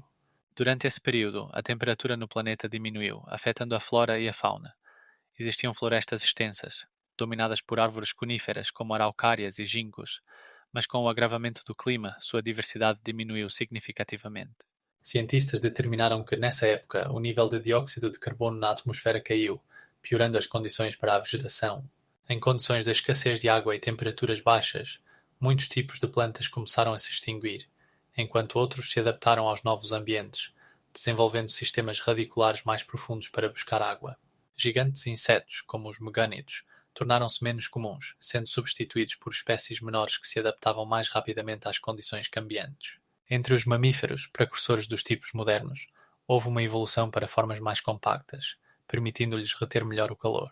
Nesse período, a atividade vulcânica aumentou, resultando no lançamento de enxofre e poeira na atmosfera, piorando as condições climáticas. A concentração de gases de efeito estufa mudou, contribuindo para a formação de novas zonas climáticas, como desertos, que ocuparam vastas áreas. Isso criou condições únicas para a sobrevivência apenas dos tipos mais resistentes, que conseguiam se adaptar ao calor e à escassez de água. Pesquisas mostram que nesse período a Terra enfrentou um dos maiores eventos da extinção em massa da história, quando cerca de 95% de todos os organismos marinhos e aproximadamente 75% dos tipos terrestres se extinguiram. Como resultado desse evento catastrófico, a Terra passou por significativas mudanças nos ecossistemas, permitindo o surgimento de novas formas de vida que começaram a preencher os vazios deixados pelos organismos extintos. As mudanças climáticas resultantes do grande evento de extinção tiveram um impacto significativo na flora que se desenvolveu durante o período carbonífero. Gigantescos fetos, insetos e plantas arbóreas, que anteriormente dominavam, começaram a enfrentar sérios estresses devido às mudanças nas condições ambientais. O aumento da temperatura e a diminuição da umidade levaram muitos tipos a não conseguirem se adaptar às novas realidades. Por exemplo, árvores de 30 metros, como o Lepidodendron, tornaram-se raras, pois exigiam umidade abundante e microclimas específicos para o crescimento. Em seu lugar, começaram a se espalhar espécies mais resistentes, capazes de sobreviver em condições de calor intenso e falta de água. Nesse período, surgiram plantas como as sementes de coníferas nobres, que eram mais resistentes à seca devido à sua casca cerosa, que protegia a umidade. Essa mudança no mundo vegetal abriu novos nichos ecológicos para diversos organismos, proporcionando oportunidades para a evolução. Com a transição para condições climáticas mais secas, também surgiram novos tipos de insetos que se tornaram polinizadores para plantas que se adaptaram às novas condições. Por exemplo, nesse período, surgiram os primeiros representantes de insetos capazes de suportar condições mais severas, o que contribuiu para o desenvolvimento adicional dos ecossistemas. Além disso, as mudanças na vegetação influenciaram a fauna, pois as novas plantas se tornaram fontes de alimento para os animais que sobreviveram às novas condições. Pesquisas científicas mostram que, como resultado dessas mudanças, houve a migração de espécies que procuravam condições mais adequadas para a existência. Assim, os novos tipos de plantas adaptadas à seca começaram a ocupar os nichos anteriormente ocupados pelos grandes fetos e equisetos, resultando em uma transformação significativa da flora no planeta. Ao final desse período, já mais de 30% dos tipos de plantas foram significativamente alterados, o que se tornou a base para o desenvolvimento evolutivo posterior da vida na Terra. Os grandes plátanos e as samambaias começaram a desaparecer devido às mudanças drásticas no clima e no ecossistema que ocorreram naquele período. A diminuição do nível de dióxido de carbono e o aumento da temperatura levaram a significativas alterações nas condições de crescimento das plantas. Nesse período, muitas dessas plantas não conseguiram se adaptar às novas condições, o que resultou em sua extinção. Aranhas e répteis antigos, que dependiam dessas plantas, também começaram a enfrentar dificuldades para sobreviver. Uma das causas da extinção foi a competição com novos tipos de flora que eram mais adaptáveis e resistentes às condições climáticas em mudança. Por exemplo, plantas com sementes, como as coníferas, começaram a rapidamente conquistar novas áreas, pois seus sementes podiam se espalhar por grandes distâncias e também ofereciam maior resistência à seca. Esses novos tipos tinham mecanismos de polinização mais eficazes e podiam crescer em um maior espectro de condições, o que lhes deu uma vantagem. Pesquisas mostram que no final desse período, 14% de todas as plantas terrestres eram justamente as com sementes. Como resultado dessa competição, os grandes plátanos e samambaias foram ficando com menos espaços para viver, o que contribuiu para sua extinção. A incapacidade de se adaptar às novas condições também levou à diminuição de sua população. Um fator importante foi a mudança no nível de água nos pântanos, onde eles frequentemente cresciam, que também teve um impacto negativo em sua existência. Períodos de seca e mudanças no equilíbrio hídrico contribuíram para a redução ainda mais de seu habitat. Diante dessas mudanças, o ecossistema sofreu transformações sérias, e no final desse processo, mais de 90% dos tipos de grandes plátanos e samambaias desapareceram da face da Terra. A resistência do ecossistema foi comprometida e, como resultado desse desaparecimento, novas comunidades se formaram com predominância de plantas mais modernas e adaptáveis. Os primeiros verdadeiros pinheiros, como as pinhas e as araucárias, começaram a aparecer na Terra como resultado de mudanças ecológicas que ocorreram no final do período Devónico e no início do período Carbonífero. Essas árvores possuíam adaptações importantes que lhes permitiam sobreviver em condições menos estáveis do que antes. Os pinheiros desenvolveram folhas em forma de agulha, o que reduzia a evaporação de água e permitia que eles sobrevivessem em climas mais secos. Nesse período surgiram gêneros como Archaeopteris e outros antecessores das árvores pinheirais atuais. A Archaeopteris, que se destacava de seus antecessores, foi a primeira planta lenhosa que poderia se reproduzir por sementes, o que foi um passo importante na evolução das plantas. Esse género, que apareceu há aproximadamente 300 milhões de anos, tinha grande altura e um sistema radicular forte, o que lhe permitia se fixar firmemente no solo. Naquela época, os ecossistemas começaram a passar por transformações que criavam novos nichos para os pinheiros. Graças às suas adaptações, os pinheiros começaram a ocupar grandes extensões de terra, especialmente nas áreas onde antes dominavam os grandes licopódios e os equisetáceos. Sua madeira, resistente e imune à podridão, tornou-se um recurso importante para os animais e os seres humanos. Essas árvores, por sua vez, criaram um novo nível de ecossistema, onde os pinheiros serviam de lar para muitos animais, incluindo os dinossauros que começaram a se desenvolver nesse período. As pinhas e as araucárias, que se tornaram dominantes nas florestas, começaram a se espalhar ativamente graças aos seus sementes, que podiam ser transportadas pelo vento a grandes distâncias. Isso criou condições para a sua colonização de novas terras, o que contribuiu para seu sucesso evolutivo. Durante esse tempo, os pinheiros começaram a formar ecossistemas únicos, onde se formavam cadeias alimentares complexas baseadas em sua madeira, pinhas e agulhas. Os pinheiros não apenas mudaram o paisagismo, mas também influenciaram o clima, pois suas folhas absorviam o gás carbônico e liberavam oxigênio, o que por sua vez contribuía para a alteração da composição atmosférica. Um fato importante é que, no final do período Permiano, os pinheiros ocuparam uma grande parte das florestas, o que antecipou seu domínio na era Mesozoica. As plantas semeantes que se desenvolveram no período Permiano se tornaram um estágio crucial na evolução da flora do planeta, pois possuíam uma série de vantagens adequadas às condições de clima seco. Essas plantas, incluindo grupos como as ginkgoáceas e as coníferas, se adaptaram às condições adversas graças aos seus sementes, que protegiam os embriões e garantiam sua sobrevivência em ambientes complexos. As sementes tinham cascas duras, o que permitia que elas mantivessem a umidade e protegessem contra danos mecânicos e a radiação ultravioleta, o que é especialmente importante em regiões quentes e secas. Em condições onde a água era limitada, as plantas semeantes se espalharam de forma mais eficaz do que seus antecessores esporíferos. Por exemplo, as sementes das coníferas, com suas formas leves e aladas, podiam ser transportadas pelo vento a grandes distâncias, facilitando a colonização de novas áreas. Isso lhes permitiu ocupar novos nichos ecológicos, enquanto as plantas esporíferas ficavam restritas a seus habitats. Um aspecto importante é que as plantas semeantes começaram a desenvolver sistemas radiculares que podiam penetrar mais profundamente na terra em busca de água. Essas raízes não apenas forneciam água às plantas, mas também fortaleciam o solo, prevenindo a erosão, o que era crucial em condições de seca. Além disso, as plantas semeantes, graças à sua capacidade de fotossíntese, podiam usar a energia solar de forma mais eficiente, permitindo-lhes crescer mesmo em condições de escassez de água.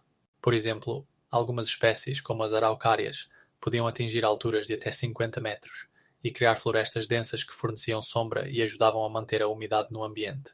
Assim, as plantas semeantes não apenas se adaptaram ao clima em mudança, mas também começaram a formar novos ecossistemas, nos quais suas espécies predominavam, garantindo a diversidade da vida na Terra.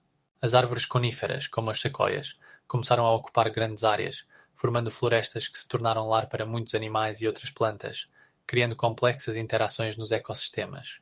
Um exemplo disso é que as sequoias podem viver mais de 3.000 anos e alcançar diâmetros de tronco superiores a 10 metros, tornando-se algumas das maiores e mais duradouras formas de vida no planeta. A redução do nível de oxigênio na atmosfera durante o período Permiano teve um impacto significativo nas dimensões dos insetos, tornando-se um dos aspectos mais interessantes da evolução desse tempo.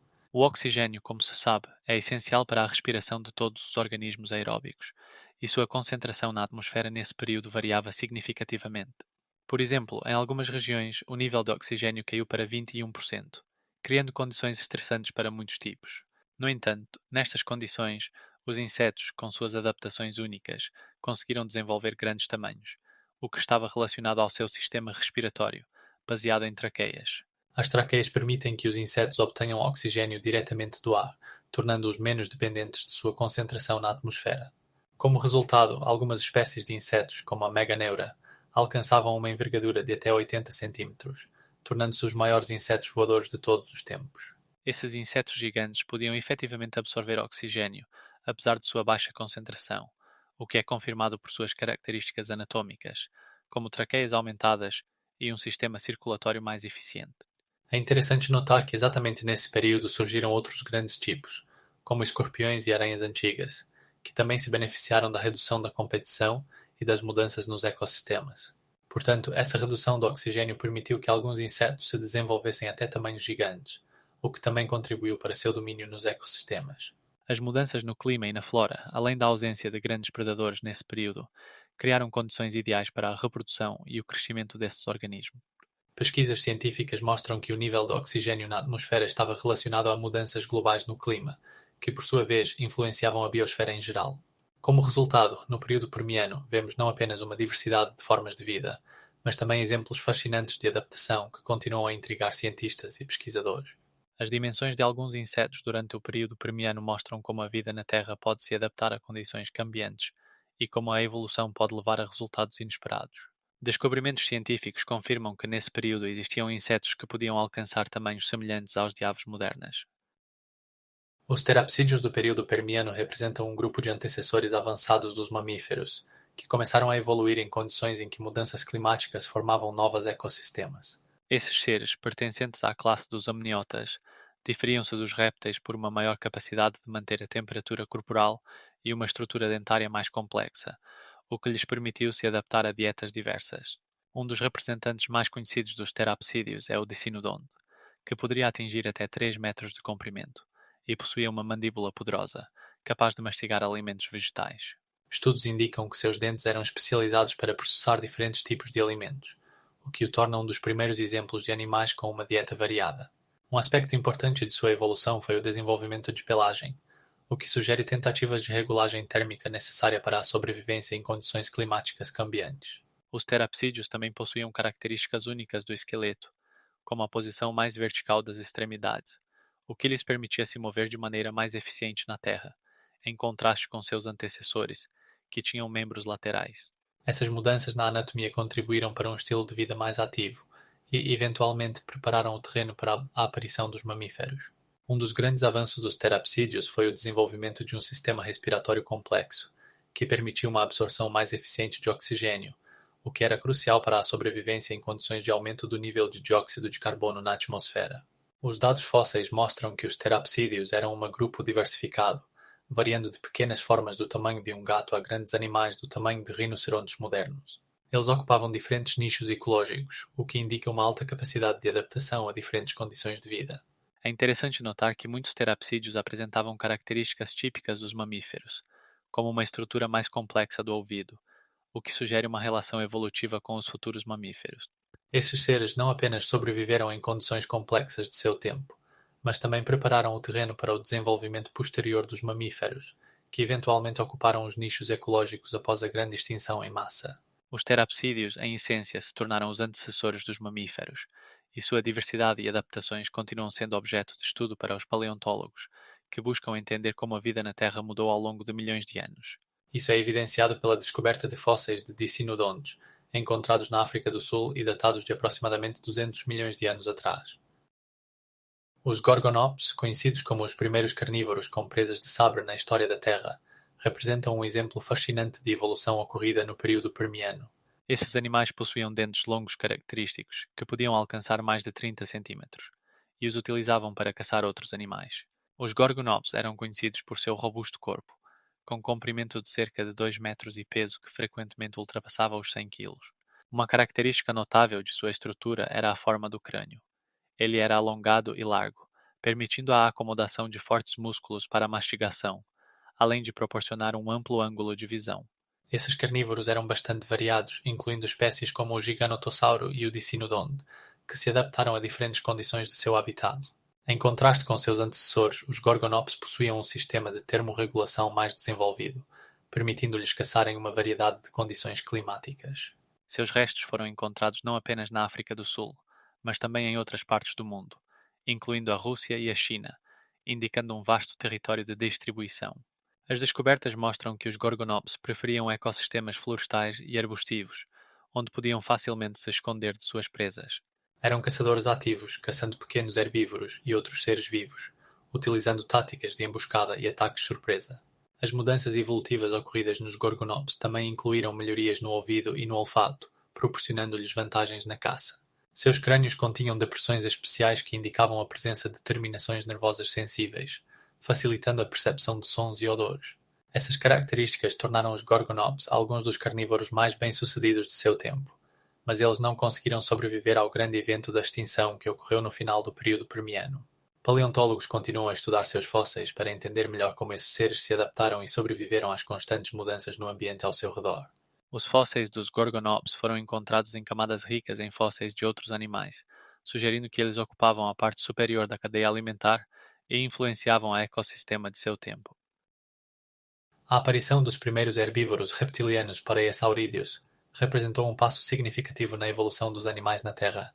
Esses seres, que podiam alcançar até 2,5 metros de comprimento, eram robustos e possuíam uma pele grossa coberta por escamas ósseas. Os parasaurideus se desenvolveram em um ambiente onde novos ecossistemas estavam surgindo, e a competição entre predadores e herbívoros estava se tornando cada vez mais intensa. Seus dentes estavam adaptados para mastigar vegetação, permitindo-lhes se alimentar de diversas espécies de plantas, incluindo folhas e casca de árvores. Em contraste com seus antepassados, os parasaurideus possuíam um sistema digestivo mais complexo, o que lhes permitia digerir celulose de forma eficiente. Esses répteis ocupavam um nicho que anteriormente não estava bem preenchido, e sua presença contribuiu para a sua alteração da estrutura dos ecossistemas, onde agora havia tanto predadores quanto herbívoros. Descobertas de fósseis de parasaurideus na Rússia e na África do Sul confirmam que eles habitavam vastas áreas e se adaptaram a diferentes condições climáticas. Seus restos foram encontrados em camadas que contêm vestígios de vegetação, indicando que eles podiam se mover livremente por áreas gramadas e florestais. Os parasaurideus também poderiam ter levado uma vida social, o que sugere a existência de interações em grupo, possivelmente para proteção contra predadores. É interessante notar que seu desenvolvimento ocorreu simultaneamente com a aparição dos primeiros mamíferos, criando condições únicas para a evolução de diferentes grupos de animais. Em seus estudos, os paleontólogos observam que os parasaurideus foram precursores de herbívoros reptilianos mais tardios, como os dinossauros, que transformaram significativamente os ecossistemas do planeta em eras subsequentes. Esses répteis não apenas sobreviveram em condições complexas, mas também influenciaram a evolução de outros seres. Os fósseis de parasaurideus indicam que eles utilizavam diversas estratégias para procurar alimento, incluindo um movimento lento pela área em busca de fontes de alimento. Além disso, suas escamas ósseas provavelmente serviam não apenas como proteção contra predadores, mas também ajudavam na regulação térmica, o que era crucial para a sobrevivência em condições climáticas variáveis. Graças às suas adaptações, os parasaurideus se tornaram uma parte importante dos ecossistemas, formando cadeias alimentares e influenciando a diversidade da vida nos ecossistemas de sua época. A formação do supercontinente Pangeia ocorreu como resultado de complexos processos tectónicos, quando os continentes começaram a se comprimir e se unir em um todo único. Esta união, composta pelos continentes modernos, ocorreu devido ao movimento das placas, que se deslocavam e colidiam entre si. No momento em que a formação da Pangeia foi concluída, há cerca de 300 milhões de anos, o continente cobria quase toda a terra firme do planeta, criando condições climáticas e ecológicas únicas. Devido à sua vasta extensão, isso levou a significativas mudanças nas condições climáticas. As regiões internas do continente enfrentavam temperaturas extremas, com verões quentes e invernos frios, tornando o clima mais continental. Por outro lado, as regiões costeiras tinham um clima mais ameno devido à influência dos oceanos. Os grandes desertos na parte interna do continente eram formados devido à falta de umidade, pois os oceanos estavam a uma grande distância do centro da Pangeia. Essas condições favoreceram o desenvolvimento de ecossistemas específicos, incluindo plantas e animais adaptados a condições rigorosas. Por exemplo, foi nesse período que começaram a aparecer as primeiras coníferas, que podiam sobreviver em condições áridas. Ao mesmo tempo, nas margens da Pangeia existiam regiões mais úmidas e férteis, onde prosperavam florestas tropicais. Essas florestas eram o lar de muitos tipos de seres, incluindo répteis e anfíbios primitivos, que começaram a se desenvolver e diversificar. As mudanças climáticas causadas pela formação da Pangeia também influenciaram a biogeografia, pois muitos tipos começaram a migrar em busca de condições mais adequadas para a vida. No final do período Permiano, a estrutura continental da Pangeia já havia influenciado significativamente a distribuição da flora e da fauna, criando novos nichos ecológicos. Interessantemente, essas mudanças climáticas, resultantes da união do continente, levaram à extinção de alguns tipos que não conseguiam se adaptar, precedendo os mais tarde massivos eventos de extinção. Pesquisas científicas mostram que essas mudanças no clima e nos ecossistemas desempenharam um papel crucial na evolução da vida na Terra. Os desertos continentais, surgidos no centro do supercontinente Pangeia, foram resultado de condições climáticas únicas que se formaram nesse período. O supercontinente, que cobria grande parte da superfície terrestre, alterou significativamente a circulação dos fluxos atmosféricos. Isso levou à formação de vastas regiões áridas, onde o nível de precipitação era extremamente baixo e a temperatura alcançava valores extremos. Dentro de Pangeia, grandes áreas desérticas, como o Karoo, se estendiam por milhares de quilómetros, criando condições pouco adequadas para a vida. A flora e a fauna que conseguiam sobreviver nessas condições se adaptaram ao alto nível de evaporação e à escassez de água. Por exemplo, os répteis que habitavam esses desertos desenvolveram mecanismos especiais de termorregulação e podiam passar longos períodos sem água. As principais espécies de plantas, como as árvores coníferas e os fetos, eram raras, enquanto prevaleciam plantas herbáceas e espinhosas, capazes de sobreviver em condições de escassez de água. O clima árido contribuiu para a formação de salinas e grandes dunas de areia, que alteravam o paisagismo dos desertos. Em tais condições, existiam ecossistemas únicos. Por exemplo, em alguns locais formavam-se poços temporários que atraíam migrações temporárias de animais. Essas migrações eram importantes para a manutenção das populações, pois no resto do ano o acesso à água era dificultado. Como Pangeia ocupava grande parte da superfície do planeta, ela se tornou o centro de muitos processos geológicos, incluindo vulcanismo e movimentos tectónicos, o que também influenciava o clima e a ecologia da região. A atividade vulcânica em algumas partes de Pangeia levava à formação de solos férteis, criando contraste com as paisagens desérticas ao redor.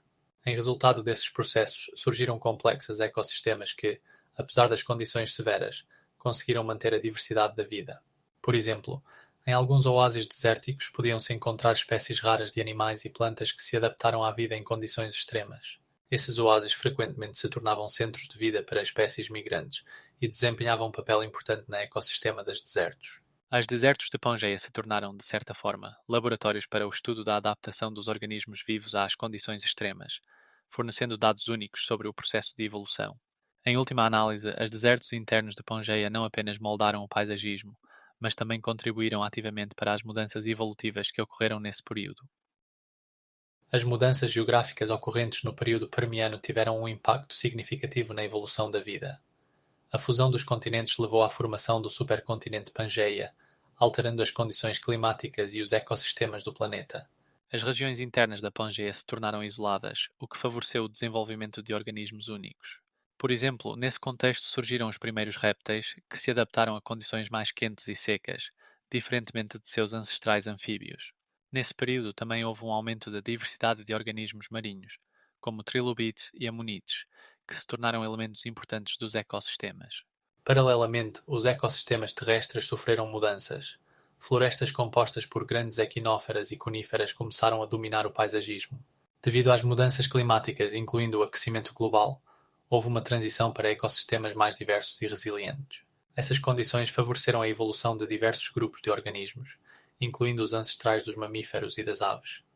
Outros fatores, como as mudanças no nível do mar, também influenciaram a distribuição das espécies. Em algumas regiões houve inundações, criando novos ecossistemas marinhos, enquanto em outras houve a exposição de terras, criando novas oportunidades para a colonização por plantas e animais. Além disso, as mudanças nas condições atmosféricas causadas pela atividade vulcânica aumentaram a concentração de dióxido de carbono e outros gases de efeito estufa, o que, por sua vez, favoreceu o desenvolvimento das florestas tropicais. Essas florestas se tornaram importantes centros de biodiversidade, onde surgiram novos tipos de flora e fauna. Como resultado, ao final do período Permiano, houve um aumento significativo da biodiversidade, que se tornou a base para os futuros ecossistemas. Um exemplo disso é a aparição dos primeiros mamíferos verdadeiros, que começaram a evoluir em condições onde a competição com outros grupos de organismos se tornava cada vez mais intensa. O evento mais notável desse período foi o Grande Evento de Extinção, no qual cerca de 95% dos organismos marinhos e 75% dos organismos terrestres, 5% dos terrestres desapareceram. Essa extinção abriu novos nichos para os organismos sobreviventes, favorecendo a evolução e a diversificação da vida na Terra.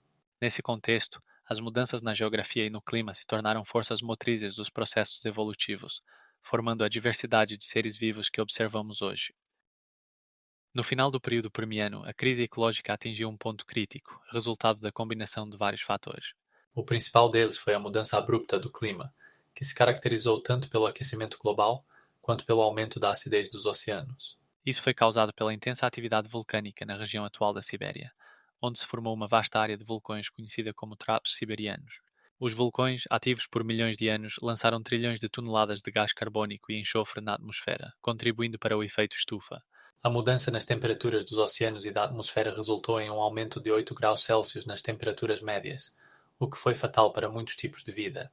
Além disso, os níveis de oxigênio na atmosfera diminuíram devido ao rápido crescimento de micro-organismos, criando dificuldades adicionais para os mamíferos e outros organismos sobreviventes. Nesse período, também houve a destruição em massa da vegetação, afetando tanto os ecossistemas terrestres quanto os marinhos. Florestas que antes cobriam grandes áreas começaram a desaparecer, deixando espaços vazios onde antes cresciam coníferas e samambaias. A diminuição da vegetação resultou na perda de fontes de alimento para muitos animais, agravando sua situação. A desaceleração dos processos fotossintéticos também contribuiu para a deterioração da qualidade do ar, afetando a saúde dos seres que dependem do oxigênio. Os ecossistemas subaquáticos também enfrentaram mudanças significativas. O nível de oxigênio na água caiu, levando à extinção em massa de organismos marinhos. Por exemplo, nesse período, cerca de 90% das espécies de corais desapareceram, assim como uma grande quantidade de moluscos e outros seres marinhos. Essas condições levaram ao fato de que, no final do período Permiano, menos de 1% de todas as espécies restantes na Terra, o que é um dos massivos eventos da extinção mais catastróficos na história do nosso planeta. O estado dos ecossistemas continuou a piorar, resultando em uma drástica redução da biodiversidade, abrindo caminho para novas espécies que conseguiram se adaptar às novas condições. Os trapos siberianos representam um dos eventos vulcânicos mais massivos na história da Terra, ocorrido no final do período Permiano. Essas gigantescas erupções formaram grandes camadas de lava basáltica, que se estendem por uma área de aproximadamente 1 milhão de quilómetros quadrados, criando impressionantes formações geológicas que ainda podem ser observadas.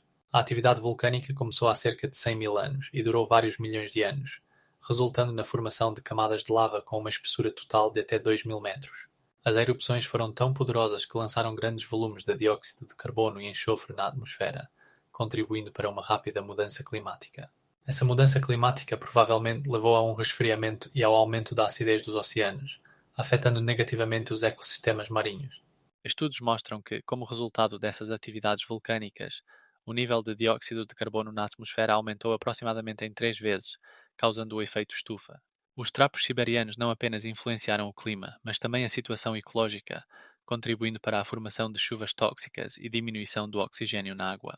Esses fatores desempenharam um papel crucial no grande evento de extinção, que ocorreu nesse período. Por exemplo, como resultado dessas mudanças, a maioria dos seres marinhos, como trilobites e muitos tipos de peixe, se extinguiu. Não se pode subestimar o impacto nos ecossistemas terrestres. Florestas habitadas por diversas plantas e animais também sofreram com as mudanças climáticas e condições ecológicas. Estudos mostram que na Terra mais de 70% de todas as espécies se extinguiu, o que, por sua vez, abriu novos nichos para a sobrevivência e evolução dos organismos restantes. Os trapos siberianos não são apenas um fenómeno geológico, mas uma catástrofe que mudou toda a vida no planeta, criando condições para um novo estágio na evolução. A atividade vulcânica também levou à formação de significativas reservas de carvão e outros combustíveis fósseis, que posteriormente se tornaram a base para o desenvolvimento econômico de diversas regiões. Existem também teorias que ligam as erupções à formação de grandes depósitos de petróleo e gás, destacando a importância desses processos geológicos para o mundo moderno. As rochas vulcânicas formadas como resultado dessas erupções ainda são estudadas por cientistas, fornecendo uma chave para entender não apenas a história da Terra, mas também os processos que ocorreram no passado distante. O Permiano-Triássico extinção foi a maior catástrofe da história da Terra, resultando na extinção de cerca de 96% de todos os seres marinhos e 75% dos animais terrestres. Este cataclismo ocorreu devido à combinação de vários fatores. Um dos principais mecanismos foi a atividade vulcânica na região das atuais Tríades Siberianas, onde as erupções duraram provavelmente vários milhões de anos. Os grandes volumes de lava que se derramavam na superfície formavam camadas massivas de rochas vulcânicas. Essas erupções lançavam grandes quantidades de gás carbônico e gases sulfurosos na atmosfera, o que resultava em mudanças drásticas no clima. Paralelamente, o aquecimento global causava mudanças no nível de oxigênio nos oceanos, o que afetava negativamente a vida marinha. Estudos indicam que a temperatura do oceano poderia ter aumentado em 9 graus Celsius, o que contribuía para a extinção em massa de corais e outros organismos marinhos. A mudança drástica nas condições ecológicas também afetava os ecossistemas terrestres. A queda no nível de oxigênio e o aumento do gás carbônico levaram à morte de organismos multicelulares, o que, por sua vez, perturbava as cadeias alimentares. Este evento foi um marco na história da Terra, pois abriu caminho para novas formas de vida, incluindo os dinossauros, que dominaram o planeta nos milhões de anos seguintes. Como resultado da extinção Permiano-Triássica, houve uma mudança drástica nos ecossistemas, que alterou a biosfera e criou condições para a evolução de novos tipos de vida. Cientistas continuam a estudar este período para entender melhor como tais catástrofes podem afetar a vida na Terra. Existem suposições de que as mudanças climáticas e as catástrofes ecológicas têm caráter cíclico, e o estudo da extinção Permiano-Triássica pode fornecer uma chave para entender as atuais crises ecológicas. Por exemplo, em estudos subsequentes foi estabelecido que, como resultado da atividade vulcânica, o nível de gás carbônico na atmosfera aumentou mais de 3 vezes, o que levou a mudanças climáticas globais. Durante o período Permiano-Triássico, considerado um dos eventos mais catastróficos da história da Terra, ocorreram a extinção de até 96% dos organismos marinhos e 70% dos vertebrados terrestres. Os cientistas associam isso a uma série de fatores, incluindo mudanças bruscas no clima, atividade vulcânica e alterações no nível de oxigênio nos oceanos. Erupções vulcânicas na região da atual Sibéria criaram vastos platôs de lava, conhecidos como traps siberianos, que lançaram na atmosfera volumes colossais de dióxido de carbono e outros gases de efeito estufa. Isso resultou em um aquecimento global de várias dezenas de graus, tornando muitos ecossistemas insustentáveis para a vida. Entre os organismos marinhos afetados estavam os trilobites, que existiram por milhões de anos, mas não conseguiram sobreviver a essas mudanças tão drásticas. O resultado da extinção foi o colapso dos ecossistemas marinhos, onde os recifes de coral, que eram lar de muitos organismos, desapareceram, deixando apenas vastas áreas vazias. Os vertebrados terrestres, como grandes répteis e alguns anfíbios, também não conseguiram se adaptar às novas condições. Devido às mudanças climáticas e à diminuição da disponibilidade de alimentos, muitos animais, incluindo os ancestrais dos dinossauros, se extinguiram.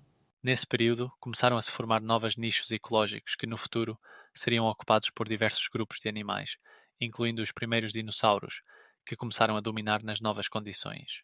Os cientistas acreditam que essa extinção foi um catalisador para a evolução e a diversificação de espécies nos milhões de anos seguintes. Por exemplo, em estudos realizados foi constatado que, como resultado desse evento, começou uma nova era, na qual apareceram os primeiros mamíferos, que ocuparam a nicho deixado após a extinção dos grandes répteis.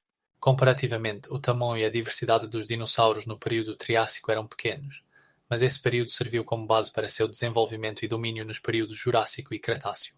Cerca de 100 milhões de anos após esse evento de extinção, os dinossauros atingiram seu auge, ocupando diversos nichos ecológicos, desde predadores até herbívoros, o que foi possível exatamente devido às mudanças catastróficas que ocorreram como resultado da extinção Permiano-Triássica. As zonas mortas nos oceanos se tornaram um dos principais temas no estudo das consequências do período Permiano-Triássico de extinção.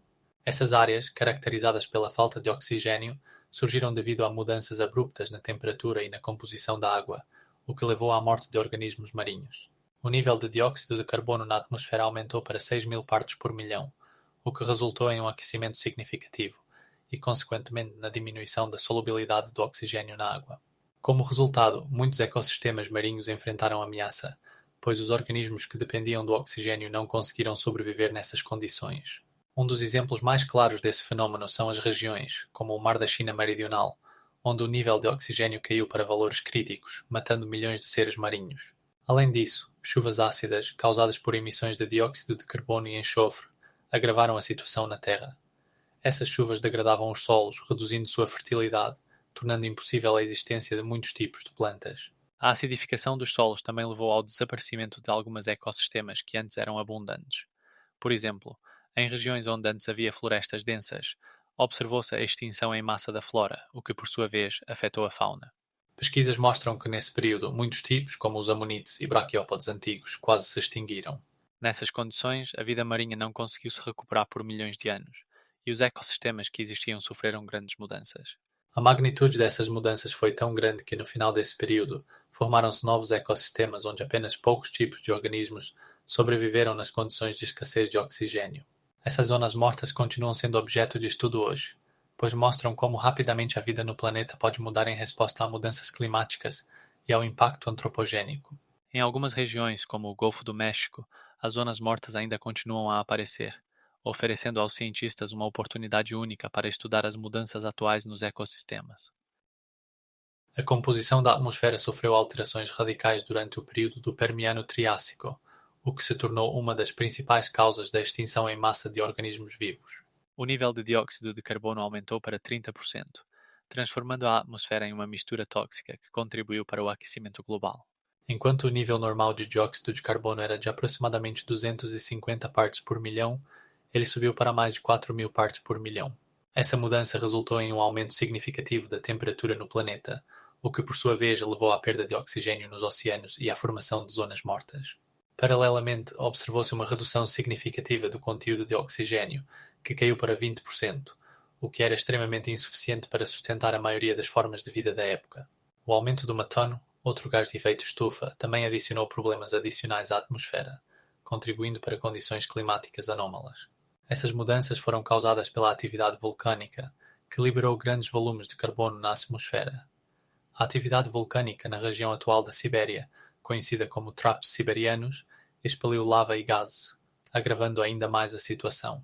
Nesse processo, muitos ecossistemas, especialmente os marinhos, ficaram ameaçados, pois o oxigênio se tornou escasso nas águas dos oceanos.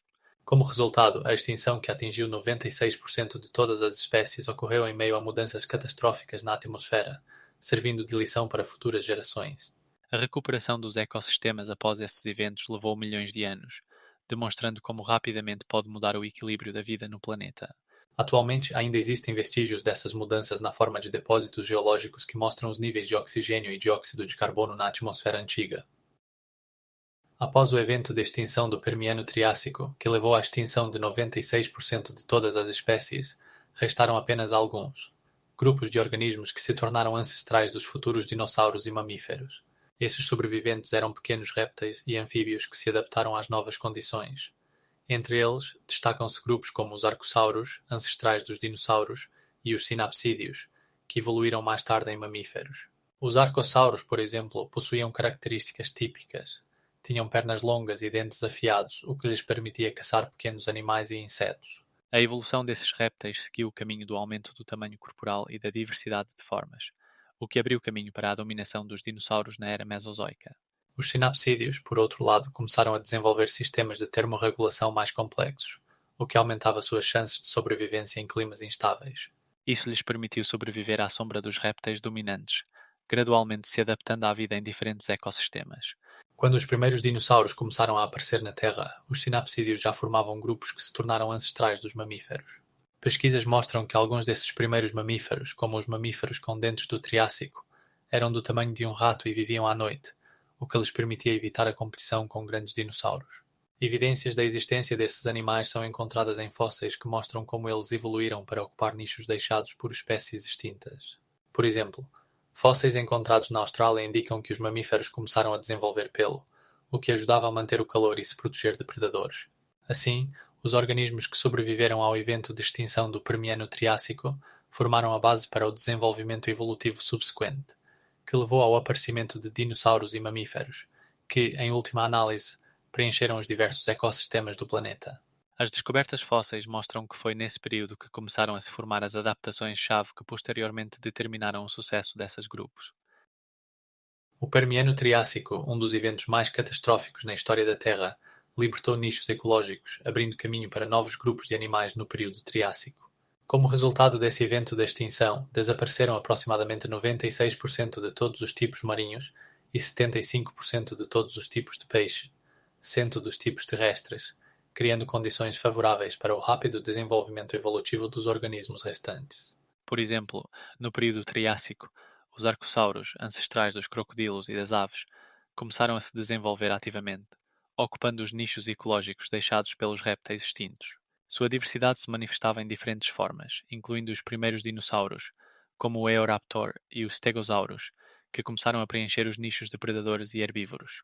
Esses dinossauros possuíam adaptações que lhes permitiam caçar e sobreviver eficazmente nos novos ambientes, como pernas traseiras fortes para se mover rapidamente e dentes afiados para rasgar carne. Nesse período, também houve o florescimento dos mamíferos, que começaram a se desenvolver em tamanhos pequenos e principalmente durante a noite, para evitar a competição com os dinossauros. As descobertas fósseis mostram que os mamíferos, como os creodontos triássicos, começaram a desenvolver características únicas, incluindo sentidos altamente desenvolvidos e diversas formas de alimentação. Além disso, as florestas triássicas se tornaram habitat de muitos novos tipos de plantas, como samambaias e árvores coníferas, que forneciam alimento e abrigo para os novos animais que estavam surgindo. Todas essas mudanças criaram novos ecossistemas, que se tornaram a base para a evolução posterior, levando ao domínio dos dinossauros no final do período Triássico. Assim, nesse período, por exemplo, a altura de algumas antigas árvores coníferas alcançava 30 metros, criando uma densa cobertura florestal, que era o local ideal para a vida de uma diversificada flora e fauna. Essas transformações ecológicas se tornaram catalisadoras para a aparição de novos tipos, que, por sua vez, levaram à maior diversificação evolutiva nas épocas geológicas subsequentes. O Permiano-Triásico extinção foi uma das mais significativas catástrofes ecológicas na história do planeta, destruindo mais de 95% de todas as espécies na Terra. Este evento abriu as portas para uma nova era, quando répteis começaram a dominar nos ecossistemas. Como resultado da extinção, muitos grupos de organismos, incluindo grandes anfíbios e alguns tipos marinhos, desapareceram, criando um vácuo para novos seres capazes de preencher os nichos vazios. Répteis, adaptados a diferentes condições, se tornaram os principais concorrentes nesses novos ecossistemas. Durante o período Triássico, algumas répteis alcançavam comprimentos de até 10 metros, como os terópodes, que ao longo do tempo evoluíram em ancestrais das aves modernas. Este tempo foi testemunha do aparecimento dos primeiros dinossauros, que começaram a se desenvolver a partir de pequenas e ágeis répteis adaptadas à vida na Terra.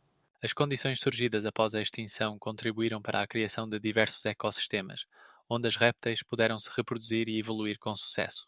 Por exemplo, a descoberta de novos habitats, como florestas e planícies abertas, fornecia às répteis recursos para a alimentação e reprodução. Graças a isso, no período Triássico, grupos como os arcossauros, que se tornaram ancestrais dos dinossauros e crocodilos, se desenvolveram. Essas répteis desenvolveram diversas formas e tamanhos, desde pequenas lagartas até grandes dinossauros, o que contribuiu para sua sobrevivência em diferentes condições. As répteis começaram a explorar ativamente os ecossistemas terrestres, o que se tornou a base para seu domínio subsequente na era Mesozoica. A descoberta de novos ecossistemas também contribuiu para a aparição dos primeiros mamíferos, que, embora ainda fossem relativamente pequenos, começaram a se desenvolver paralelamente às répteis. Portanto, a relação entre a extinção Permiano-Triásico e o florescimento das répteis no período Triássico reside na criação de condições para sua evolução e domínio, que se tornou a base para o desenvolvimento subsequente de toda a fauna, incluindo o aparecimento dos primeiros dinossauros, que começaram a se reproduzir ativamente e ocupar diversos nichos ecológicos, além da formação de novos tipos de ecossistemas que garantiam sua existência. Répteis que adquiriram novas adaptações puderam alcançar tamanhos de até 30 metros, o que demonstra seu sucesso na adaptação e evolução em um mundo mudado. Os primeiros arcossauros representam um grupo de répteis que se tornaram os ancestrais dos dinossauros e surgiram no período Triássico. Esses seres possuíam características distintivas, como a posição vertical das extremidades, que lhes permitia se mover de forma mais eficiente em comparação com seus antecessores. Os arcossauros se desenvolveram em ambientes ecológicos diversos, o que contribuiu para sua adaptação e evolução. Um dos representantes mais antigos desse grupo é o Archaeopteryx, que combinava características tanto de dinossauros quanto de aves. Ele possuía penas e era capaz de voar, o que o torna um elo importante na evolução. Outro representante notável é o crocodilomorfo, que, embora não seja o ancestral direto dos dinossauros, apresenta algumas adaptações típicas dos arcossauros.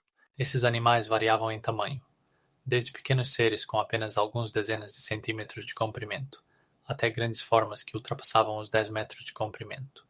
Alguns arcossauros, como os terópodes, desenvolveram adaptações carnívoras, incluindo dentes afiados e movimentos rápidos, o que lhes permitia caçar outros animais de forma eficaz. Outros, como os saurópodes, adquiriram características herbívoras, refletidas em sua estrutura dentária e sistema digestivo, adaptados para a digestão de vegetação. É interessante notar que os arcossauros não apenas evoluíram dentro de seus grupos, mas também interagiram ativamente com o ambiente, o que contribuiu para sua diversidade. Eles habitavam tanto a terra firme quanto os ecossistemas aquáticos, ampliando seu habitat e possibilidades de sobrevivência. Um exemplo é o Pliosaurus, que era um excelente nadador e caçador nas profundezas marinhas. Essas primeiras répteis desempenharam um papel crucial na formação dos ecossistemas do período Triássico, estabelecendo cadeias alimentares e influenciando a biodiversidade. Características típicas dos arcossauros, como a estrutura de seu crânio e extremidades, permitiram-lhes ocupar diferentes nichos ecológicos, que se tornaram a base para o subsequente domínio dos dinossauros no Mesozoico. Um ponto importante é que os arcossauros, ao se desenvolverem, criaram condições para a aparição dos primeiros verdadeiros dinossauros, marcando um novo estágio na evolução. Embora eles mesmos representassem uma fase intermediária, sua diversidade e características adaptativas foram fundamentais para o sucesso das formas de vida futuras. A existência dos arcossauros, seus tamanhos e adaptações a diferentes condições de vida demonstram a dinâmica e a diversidade do período Triássico, onde eles ocuparam um lugar importante no processo evolutivo. Após o período da extinção pérmica triássica, que levou à morte de aproximadamente 95% de todas as espécies na Terra, os ecossistemas começaram a se recuperar lentamente. Durante esse tempo, a Terra apresentava condições que favoreciam a aparição de novas formas de vida. Os primeiros ecossistemas se formaram devido a uma série de fatores, incluindo mudanças climáticas e atividade geológica. Com o aumento da temperatura e do nível de carbono na atmosfera, as florestas tropicais começaram a ocupar mais espaço. Essas florestas, compostas por plantas de tipo pteridófita e coníferas, se tornaram a base para um novo equilíbrio alimentar. Espécies como o ginkgo e a sequoia desempenharam papéis importantes, adaptando-se às condições que mudavam rapidamente. Nesse período, também se ativaram os ecossistemas oportunistas, onde as espécies mais resistentes, como certos répteis e anfíbios, começaram a preencher os vazios deixados pela extinção. Em particular, surgiram os primeiros antecessores dos dinossauros, como os arcossauros, que começaram a se adaptar a diferentes condições e a desenvolver novas estratégias de sobrevivência. Esses seres, com características físicas únicas, incluindo pulmões e membros móveis, começaram a ocupar nichos ecológicos que antes eram ocupados por outros grupos de animais. É importante notar que os répteis dominaram os ecossistemas que se desenvolveram no lugar das espécies extintas. Os primeiros dinossauros, como o Eraptor, começaram a aparecer em diferentes formas, incluindo herbívoros e carnívoros. Essa diversidade garantia a estabilidade dos ecossistemas, o que era crucial para o desenvolvimento contínuo da vida no planeta. Além disso, a flora e a fauna marinhas também começaram a se recuperar, com a aparição de organismos como braquiópodos e moluscos, que preencheram os vazios nos ecossistemas marinhos. Nas recifes de coral, começaram a se formar novas colônias de corais, criando uma base para a biodiversidade nos oceanos. Essas mudanças marcaram o início de uma nova fase na evolução da vida na Terra, onde cada nova forma de vida desempenhava seu papel na recuperação dos ecossistemas e na criação de novas cadeias alimentares. A aparição dos primeiros verdadeiros dinossauros, como o Stegossauro e o Triceratops, tornou-se possível graças a esse processo de recuperação que durou milhões de anos. Cada novo avanço nessa área da ciência mostra quão rapidamente a natureza pode se recuperar de uma catástrofe, criando novas oportunidades para a vida. Plantas gigantes que dominaram os ecossistemas serviram de base para a formação do solo, onde mais tarde se desenvolveram diversas formas de vida. Essas plantas, incluindo árvores coníferas e samambaias, alcançavam tamanhos colossais, criando florestas densas que serviam de refúgio para muitos animais. Enquanto novos ecossistemas se desenvolviam na Terra, nos corpos d'água surgiram diversas espécies de peixe, incluindo ancestrais de tubarões e peixes ósseos. Essas mudanças no ambiente de vida promoveram interações entre diferentes formas de vida, formando complexas cadeias alimentares. A aparição das primeiras anfíbias, como os tetrápodes escuros, tornou-se possível graças às adaptações que adquiriram nos oceanos primitivos e suas margens. Esses seres começaram a explorar novos nichos, abrindo caminho para o desenvolvimento posterior dos répteis. Nesse período, houve um aumento significativo da biodiversidade, resultado de constantes mudanças climáticas e geológicas que promoveram migrações e isolamento de diversas espécies. É importante notar que a extinção Permiano-Triássica, embora tenha sido uma catástrofe para muitos seres, também abriu novas oportunidades para a sobrevivência e desenvolvimento de outras formas de vida.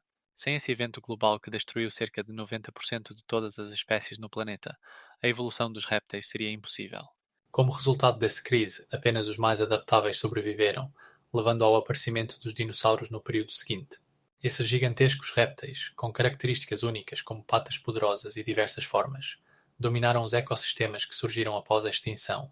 Seus tamanhos variavam de pequenos herbívoros a grandes carnívoros, como o Tiranossauro Rex, que poderia alcançar 12 metros de comprimento. Assim, as mudanças no mundo vegetal e as adaptações dos animais nos períodos Carbonífero e Permiano prepararam o terreno para a aparição dos dinossauros, que se tornaram símbolo do período Triássico.